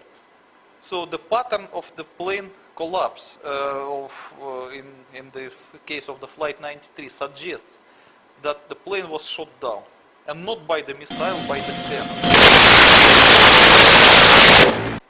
Why not the missile? Because you know that all modern missiles and all modern planes have so-called IFF identification, friend or foe. So whenever plane flies, it always transmits the signal, I am a friend, I am a friend, I am a friend. And no guided missile can lock on such a plane because it's own plane. So it's just technically impossible. It's a means of protection. So in order to shoot your own plane, you cannot use your own missile. You can only use cannon. And you know, if you read carefully all publicly available sources in regard to that September 11 events, especially in connection with the Flight 93, you will find some strange thing. One of the American interceptors, I mean the fighter's plane of the US Air Force sent to intercept hijacked planes, came back with entire cannon munition spent. And nobody can explain why they managed to spend the cannon munitions. It wasn't on an exercise or anything like that. They claim it was an exercise, but look, who will believe that that exercise took place in the middle of September 11 events, when all the flights were restricted, and all fighter planes were sent just to ground or to intercept the hijacked planes, and nobody would conduct such an exercise in the middle of these events. It's ridiculous. Or the people who attacked the United States in New York, shot down the plane over Pennsylvania, shot down the plane over Pennsylvania, shot down the plane over Pennsylvania, shot down the plane over Pennsylvania, shot down the plane over Pennsylvania, shot down the plane over Pennsylvania. Now we come to one last feature, the hijackers. To have hijacked planes, you've got to have hijackers. Yes. And the FBI very quickly named 19 men. Flight 11, 5 gentlemen. Flight 175, 5 gentlemen. 5 on Flight 77 and 4 on Flight 93. In your book, you disclosed that of the 19 hijackers, in the case of American Airlines Flight 11, one of them's a Pakistan ISI agent, and 3 of them are found alive. In the case of United Airlines Flight 175, one's found alive, and one of them has an alibi thanks to the FBI. In the case of American Airlines Flight 77, 2 have alibis, and 2 are alive. And in the case of Flight 93, 2 are found alive, and one's a Christian. Yes. And as you can see that these photographs, they were not composed by me, they were from the official report of September 11 Commission. That is the official photographs. Yes. So it's your position that there are no flights, there are no planes hitting the World Trade Center, and there are no hijackers either. But look, if the September 11 Commission confirms that these are the hijackers, and they were found alive, that is by default dismisses the entire report of the September 11 Commission as a lie. Yes, it does. Yes, that's why this September 11 Commission report has nothing to do with the reality. You don't need even to refer to it. It's just, I don't know what is that. It's a piece of a poor concoction. There's something else potentially seditious in what was published, because the interesting thing, all of these people, with the exception of one man, is a Muslim from an Arab country. Even that the one who was Christian, they claimed that he was a Muslim either. They just made a mistake. They pick up the wrong personality. Well, there's one very interesting one, and that is this gentleman whose passport was found at Ground Zero. Yes. This is probably acquitted him. Yes. Because everything was burned at Ground Zero and nothing was found except dust. Yes. But how come that the passport of that person was found there? Unburned and intact. Unburned and intact. So this is planted evidence. And this fact that the evidence was planted automatically acquitted this guy. It provides him alibi. It provides him a very clear alibi. Yes. So is it part of your position that there were no flights and that all of these men are innocent and there's no evidence against them or evidence that they were ever involved? I believe that not all of them are innocent. Probably this person who is an agent of Pakistani ISI is not innocent. He probably agreed to participate in this one. This is Muhammad Atta, who received, just prior to the September 11 attacks, $100,000 transferred from the account of a senior official within the ISI. Yes. And if the FBI really believe that that person is a hijacker, they should accuse the Pakistani Secret Service of supporting the hijackers. Yes. And proceed against them very seriously. But as you can see that the American FBI did not proceed against the ISI, which is that means a proof of their collaboration. Well, there's more to it than that. They didn't even ask the general that sent the $100,000 yes. why he sent it. Yes, no question. But they're supposed to have this question. Why should that one of the hijackers receive funds from the Pakistani Secret Service? which are close allies of and work closely with the American Secret Service. Yeah, they are close allies because that General Mahmoud Ahmed, the chief of Pakistani ISI, at the time of September 11, was in New York and he was having breakfast with one of the US senators. That's right. So he was quite handy to question if they wanted to question him. Of course. They can question him right on the spot. There's something else odd about the hijackers because we find conveniently a copy of the Quran, some luggage, and the vehicle left by one of the hijackers at Boston Airport. And it has conveniently suicide note. But you know, any kind of planted evidence cannot be acceptable. But if the American government have made a tragic decision, then they have to come up with some planted evidence to prevent it from coming out. Of course, that is just a part of September 11 cover-up. Because after nuclear demolition of the World Trade Center, the American government was put in such a desperate situation that they could produce any kind of fake evidence just to distract the public attention from the real nuclear explosions. It's just as a part of the distraction. But it's your opinion that what the American government did was reactive. They reacted to something that somebody else did. Yes. And so they weren't perpetrators, they were just cover-us up afterwards. Yes. I do not believe that the American government was a September 11 perpetrator. I'm sure that it was a victim put in extremely desperate situation that has no other way than to be indulged in that kind of cover-up. I understand. Dimitri, I have pressed you on the American position September the 12th, 2001 onwards. What would you conclude the various discussions between the American government and the Israelis, the American government and the British, and the American government and the French, and the American government and the Russians? You know, it's not easy to answer this question. I could testify only to what I know for sure. And the most part of this book describes what I know for sure. As I promised, I explain in this book who did it and how he did it. So when it comes to the consequences, discussions behind closed doors is a mere speculation. I don't know because I was not a witness of that. So we can only guess. Like I can guess that discussion between American government and the Russian government primarily concerned where the Soviet-made missile with the thermonuclear warhead came from and who should be responsible for that action. But still, I was not a witness to this discussion. But when it comes to the discussions between the Americans and French and Americans and British and Americans and Israelis, I simply don't know. It's very difficult. I don't like to speculate. I like to say what I know. Okay. But one thing that you've said that you do know is that there's no relationship between 9/11, the tragedies in New York, and the Bali bombing, and any Al-Qaeda member, any representative of Osama bin Laden, any Muslim faction, or Saddam Hussein? As you can see from contemporary documents available, even available for public use, the American government attempted immediately, still at September 11, noontime, to link Saddam Hussein to the September 11 perpetration. It's also described in my book. But strangely, if you read the official review of September 11 events, a report of September 11 Commission, Saddam Hussein has absolutely nothing to do with September 11. On the other hand, the report of September 11 Commission claims that Osama bin Laden and his so-called Al-Qaeda has something to do with September 11. Moreover, they even directly blame it on Al-Qaeda.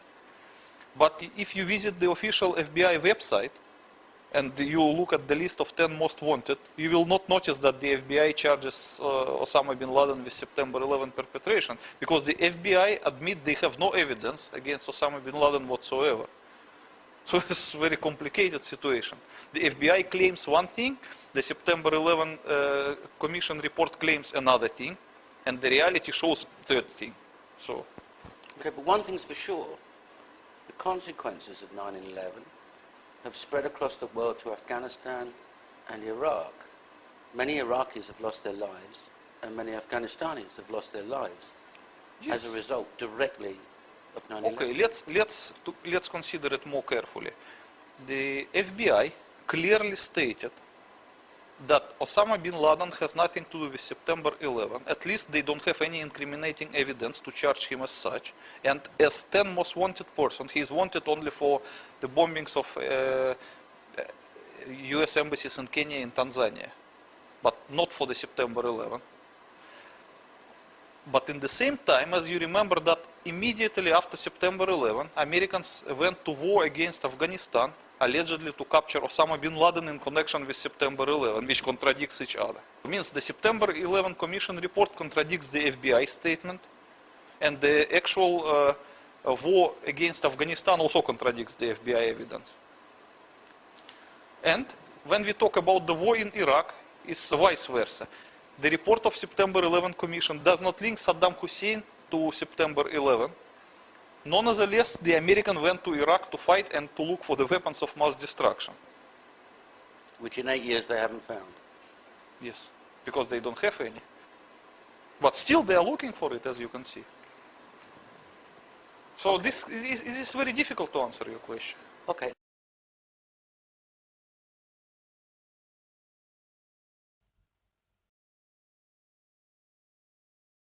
So Dimitri, can I ask you about this cavity after the event that's underneath what was the World Trade Center? What happens to it afterwards? As you can expect, at first the cavities were filled with some liquid hot material, which resulted partly from the melted material, so from cooling down of the gaseous materials. And these extremely hot liquid materials will just retain some temperature for about a year, and eventually they will cool down and set as a solid matter. Which explains the molten steel that was found 3 months afterwards.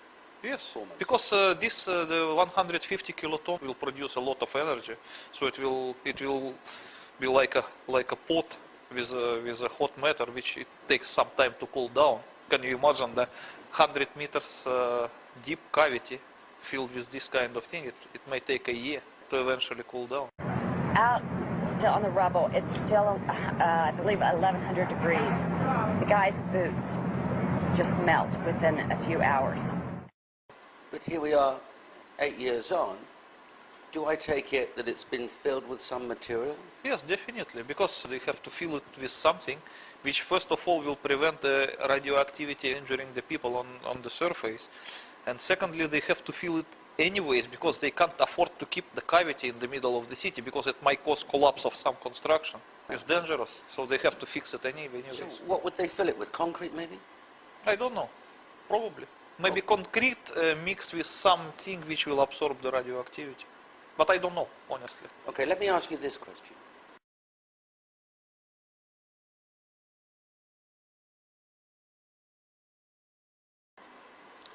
Let's say that some people might doubt your explanations for the collapse of the Twin Towers and your explanations for what's underneath them. If one were to drill a borehole through to the external bottom part of the cavity, what would one find? They would find the former materials that were firstly gaseous, then liquid, and then become solid, and it will resemble a kind of volcanic glass. The volcanic glass? Yes. Okay, and if that... Because you have to understand one thing. At the epicenter of the nuclear explosion, every materials were overheated to such an extent that they will lose the atomic structure. They will be transformed to plasma. So once these things cool down, it cannot be again steel or concrete. It will be just volcanic glass. Universal matter mixed with everything. Right, but anybody extracting from such a borehole that volcanic glass and analyzing it would find what? They would find that it is a volcanic glass. And it could only be produced in Manhattan. And the volcanic glass is a state of material which was formerly a plasma. Therefore, it could only, it proves... It's a unique material. Yes. Yes. So there could be no doubt as to what happened. Yes, of course. And besides of all, I think besides of that volcanic glass, there would be some materials which will retain the radioactivity. And that could be tested and the radioactivity identified. Of course. And then presumably it could be worked back. Because all those materials that were evaporated and transformed to plasma, they were set as a volcanic glass. But simply liquid materials, they can retain the atomic structure as well as radioactivity. Understood. So once you get to this kind of material, you can test it for radioactivity and you will understand what is this. Understand. Well, let's go back to your comfort zone and let's go back to talking about World Trade Center 1, 2 and 7 sites. Because you express very emotionally in the book how upset you are that a New York City police detective, John Walcott, became ill. You know, many friends of mine suggested that I should write this book a few years ago, but I was hesitating.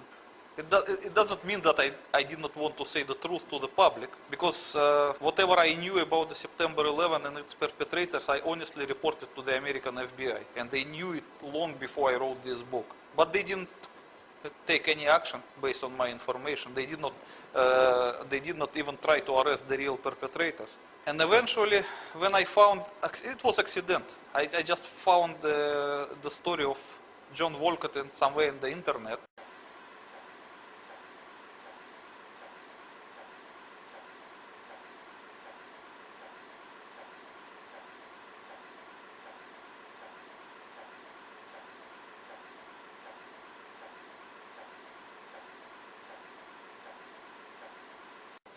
And it was said that he was surprised while working at Ground Zero that the certain FBI agent entered Ground Zero in the full hazmat suit, while the others who worked there, they were just totally unprotected. And he was just surprised, what's wrong with that? And they're covered in duct tape and fully protected? No, they were fully protected, you know, like a lunar-looking hazmat suit. Yes. You can fly to the moon in it. Oh, and what kind of protection did John Walcott have? Nothing. Probably the respirator made from the ordinary material, or probably nothing even like that. What happened to him? According to the published story, he got sick with the so-called leukemia, which is a typical consequence of the radiation sickness, which resulted in his bone marrow transplantation. And so that is the only way he managed to survive. So he was the victim of radiation poisoning? Of course, as many other Ground Zero responders who were there unprotected and freely inhaling the radioactive vapors. And what happened to him afterwards? Yes, I told you that he was so sick that it required a bone marrow transplantation to save his life, because his blood was not regenerating. Because the bone marrow is the first thing which is damaged by radiation usually. So when you see this kind of thing, that is the consequence of the radiation sickness. It can't be anything else? It can be anything else, but the bone marrow is the first victim of the radiation, always. It's the most sensitive to the radiation. But he survived, didn't he? He survived because of the bone marrow transplantation. He was lucky to get the transplant. But some other people were not so lucky, they just died. And the quality of his life? Look, when you get the bone marrow transplantation, you will be like invalid for the rest of your life. You have to take anti-rejection medicine, as with any other transplant. You have to, you have to cover your mouth not to accidentally get any infection, because your immune system virtually ceases to exist. And so he'd have to live in his own home, but not go outside because of his immune system? Yes, as with any other transplant. Okay. It can't be called life. It's just like, So when we look existence. at those pictures from space of vapors coming out of the debris of WTC 1, 2 and 7. You mean yes. This, yes? Yeah. Yes. Ground Zero workers were inhaling those vapors. Yes. So why haven't we seen a story in the New York Times that 10,000 workers are all dead? What happened to them, and how would that be suppressed? It's easy to suppress because when people get the radiation sickness, it's normally not acute, it's chronic. It will be apparent in the year or two, and it can reveal itself differently. Someone may have cancer, someone may have another kind of cancer, someone may have a blood disease or whatever. Just generally bad feeling, and whenever they go to doctor, the doctor can diagnose them anything unrelated to the radiation. It's easy, and we should presume also that certain doctors appointed to treat ground zero responders, they were part of the cover-up. They have to sign some non-disclosure contract because they understood this is radiation sickness, but they were ordered not to diagnose as such and just to create some story which is easy for doctors. So how did John Walcott's story affect you? How did you feel? I just feel very disgusted when I read that FBI agent enter ground zero in the hazmat suits. Knowing what you knew? Yes, they knew exactly what I knew. And they don't want to tell it to the others. Okay. That actually triggered me to write this book. I understand. Let's go back to these doctors. There would be, they're our guys, they go to our doctors, and that doctor, when confronted with 1, 2, and then 10 or 20 people coming in feeling sick, you mentioned in the book that they'd feel sick the next day, maybe. No. You don't have to mix up two different radiation sickness. There is acute radiation sickness and there is chronic radiation sickness, which are totally different things. Could you explain? Yes.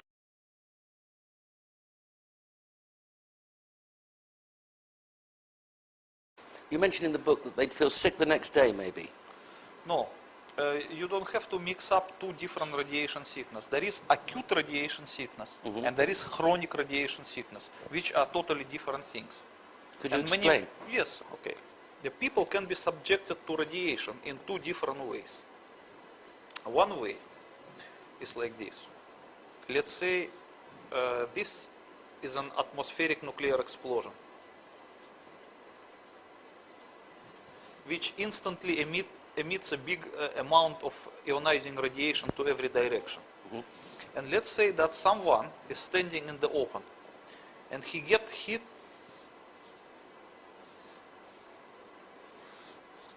by the front of the ionizing radiation. So he will be injured by this radiation, but this event will not last long because the ionizing radiation which is coming from the hypocenter of nuclear explosion is just a momentary thing. It doesn't last any second or 2 seconds, just very short time, once, that's it. So if that person at this time was hidden behind the wall, he would probably be saved. But if he is in the open, he will get the dose. So the strength of the penetrating ionizing radiation in this sense is measured in a special unit, which for short they call it R, but in, like, I don't know how you pronounce it, Röntgens. Relatigens, yes. Okay, sorry, I can't pronounce it in that way.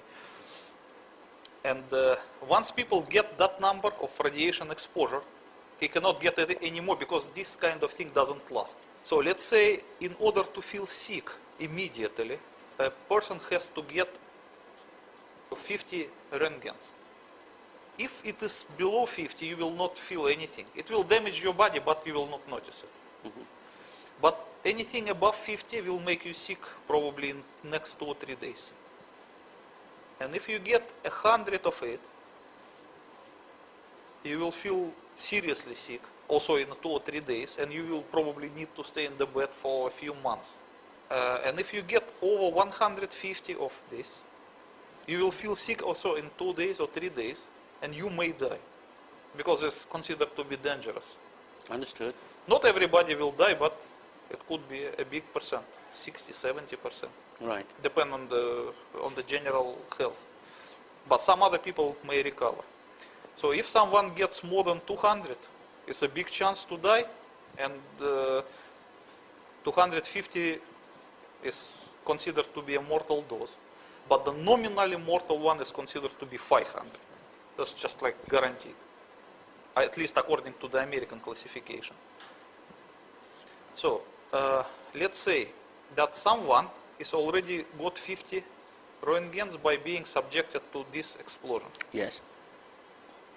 And then he continued to remain in this territory, but the territory was radioactively contaminated by the products of nuclear explosion, like a radioactive dust, yes, or like secondary radiation. So this second effect is being called radioactive contamination. So radioactive contamination is not measured in Röntgens, but in Röntgens per hour. because it lasts a long time. Yes. So let's say that the strength of the radiation is 10 roentgens per hour. So if someone stayed there 30 minutes, he will acquire 5 roentgens, in addition to this what he get already. Right.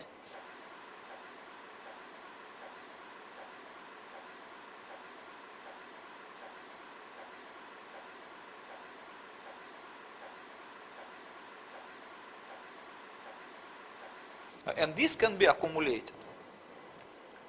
So as you can see that these two distinct, this one factor and this another factor that you can obtain the radiation dose. So people who work on ground zero, they were never subjected to the first one because there was no nuclear explosion in the open. It was underground, and all penetrating radiation was absorbed by the rock.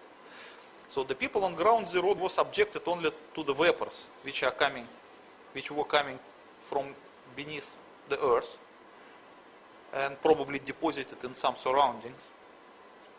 And this level of radiation was measured in, as I say, that in roentgens per hour. It could be different. I guess that immediately after explosions, it was hundreds of roentgens per hour, maybe 200. And then the levels of radiation subsided in the first day, and then they subsided more and more and more and more, but they remained dangerous for a few months. It depends on how long time you spend on ground zero. Yes. So the American officials knew that the effects of acute radiation sickness would be noticeable immediately in the next few days, maximum 2 or 3. That's why they knew that they have to make some preventive measures to prevent the workers to obtain more than 50 roentgens of acquired radiation dose. That is why they issued them individual dosimeters. But they didn't say that they are dosimeters. They say that is a certain devices for control is that kind of quality of a the mini air. Geiger counter? Yes, it's like described in this article, and you can see in these photographs. It was a very rare article. I also mentioned it in my book. As you can see that someone admitted that during cleanup works on ground zero, there were some alleged air monitors attached individually to everybody in the morning, and which have to be taken from him at the evening for alleged recalibration. Okay, but look, it doesn't look serious. It was just individual dosimeters which were taken every evening to take readings from them and just to calculate the summary radiation doses for each worker. So once the officials appointed to secretly monitor the radiation dose see that someone is acquiring close to the digit that he will soon feel sick, they remove him under some pretext from ground zero. Let's say transfer him to some other work, which is not dangerous in that sense. So they monitor it, and they never allow anyone to accumulate more than 50 roentgens. That is for sure. That's why no one in ground zero suffered from acute radiation sickness. But the chronic radiation sickness, that is another thing. As you know, that radiation has three main parts: gamma radiation, beta radiation, and alpha radiation. So the gamma radiation is a penetrative radiation. Yes. It will penetrate everything, including hazmat suit. So the hazmat suit cannot protect you from gamma radiation. It's the same way it will penetrate it. Sure. So all dosimeters used to measure only gamma radiation as the most dangerous. So let's say that there is a radioactively contaminated area, and some person came there with the dosimeter and he measured the level of radiation, which is 10 roentgen per hour. That is only for the gamma part, not for any other. So because when people go to work there using the means of individual protection, they have to count that the means of individual protection will not help against gamma radiation. So they still have to observe the safe dose. Yes. Okay. But it's not the same thing when it comes to alpha and beta radiation. Alpha and beta radiation, they are more dangerous than gamma, but they cannot penetrate the suit. And sometimes they cannot even penetrate your skin, because the human body is covered by the thin layer of the dead skin, which can stop the most dangerous alpha radiation. But when people work unprotected on ground zero, they will not be injured by gamma radiation because they observe secretly the dosage of the gamma radiation. But the people will still inhale or ingest the radioactive vapor, which contains alpha and beta radiation, which will continue to irradiate them from inside the body. And this causes chronic radiation sickness. The effects will not be immediately noticeable because it's a slow process. But slowly but surely, after 1 or 2 years, their body will be damaged beyond repair by the inner radiation. And this happened because they were not issued hazmat suits. But the FBI agents, they know this. So John Walcott and his friends, yes, at some stage, must have been sitting in front of a doctor who knew exactly what was wrong with him. How they know? Because they were not informed that it was a radiation. But the doctors, they know if they're treating you for a broken arm or radiation sickness, surely. Yes, but they did not treat them for broken arm. They made some other story. They say, for example, let's say that someone gets blood cancer, and it apparently caused by the damage caused by radiation to bone marrow. But the doctor will not confirm that. The doctor will say that, oh, that caused by asbestos or dust. So it's easy to escape.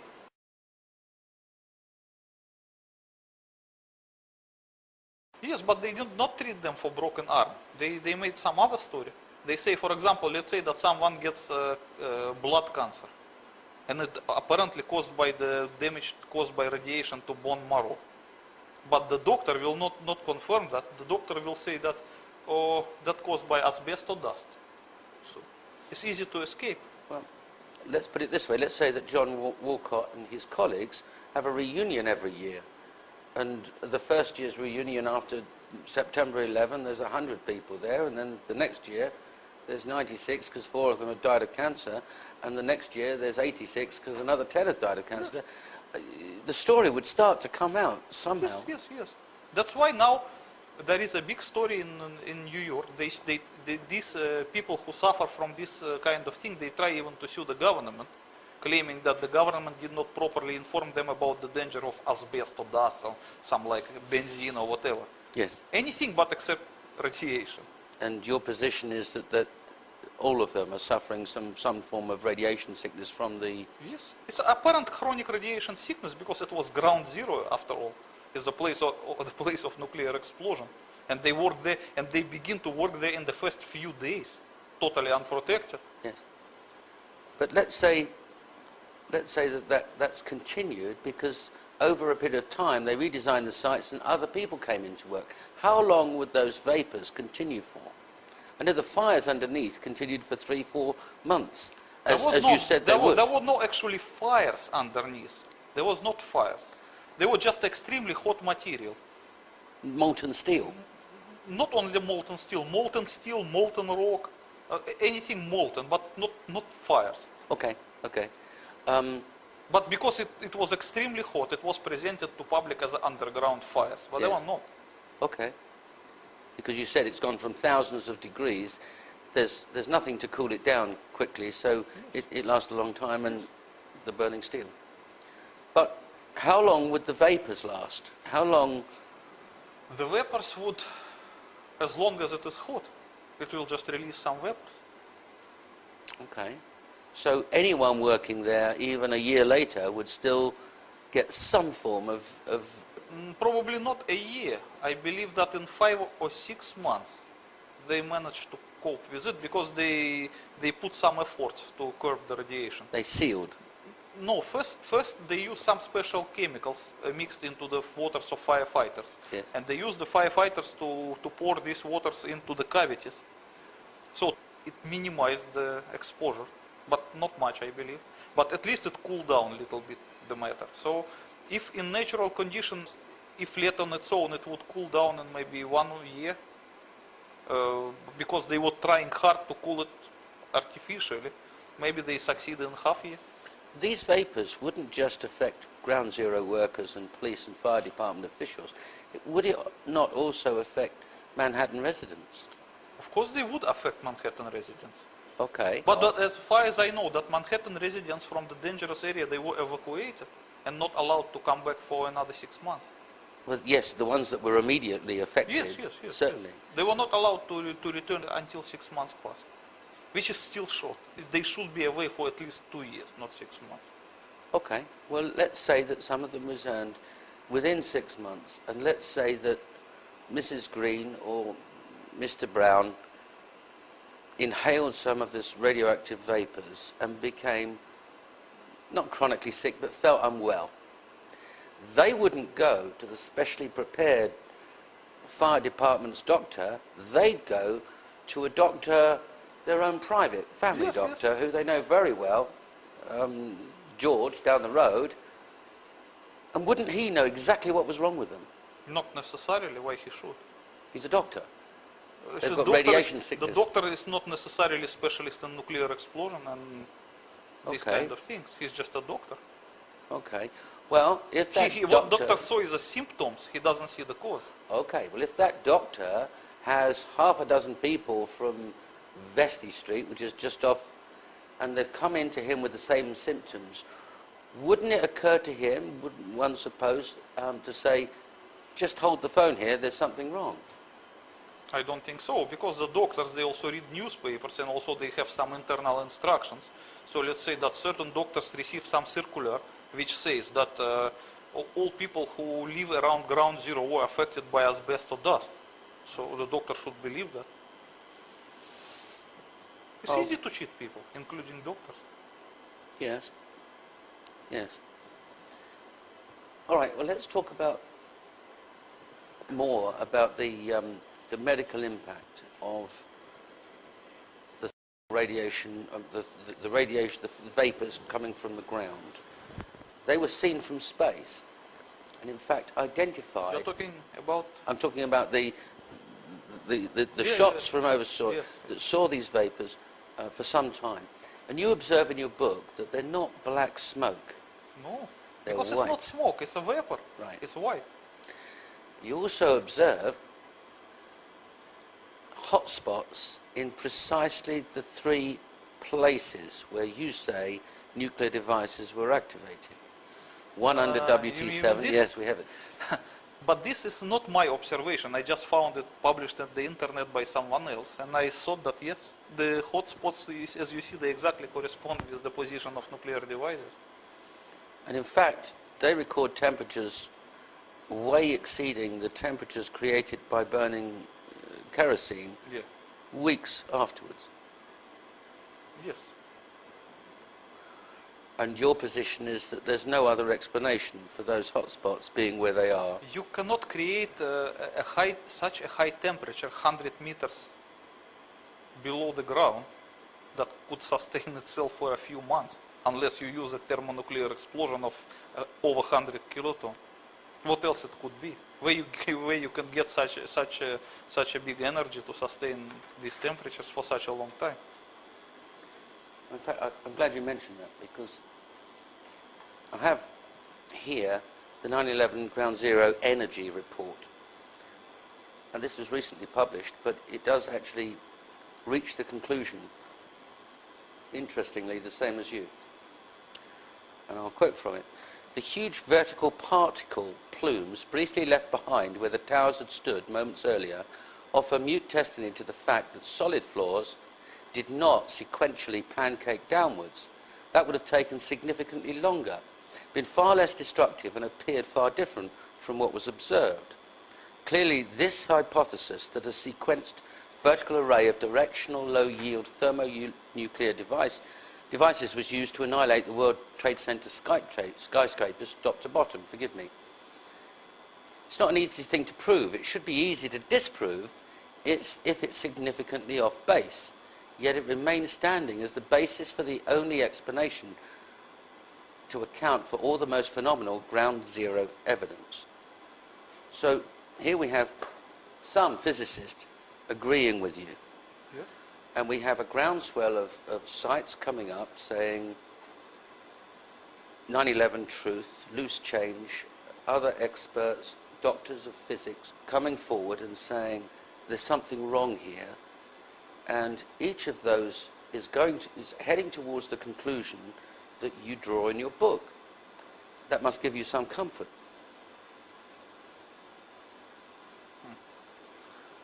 I don't even know how to answer this.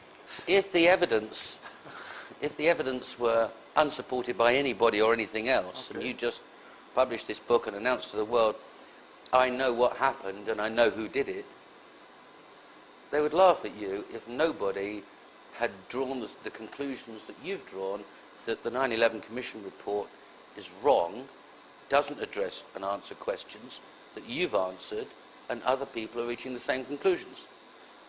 Yes, of course. There are a lot of people who attempted to search for September 11 truth independently, and they arrived to similar conclusions as mine, with the one difference. They did not know for sure that there was a nuclear demolition scheme of the World Trade Center, while I knew it for sure from my former service in the Soviet military. That makes the difference. So it means they were guessing, and they arrived to the same point. But I didn't need to guess, I know it for sure. But there's something else that makes your book unique. And we'll come to that later, but that is that you are going to name the perpetrators of the 9/11 tragedy. Yes. Thank you.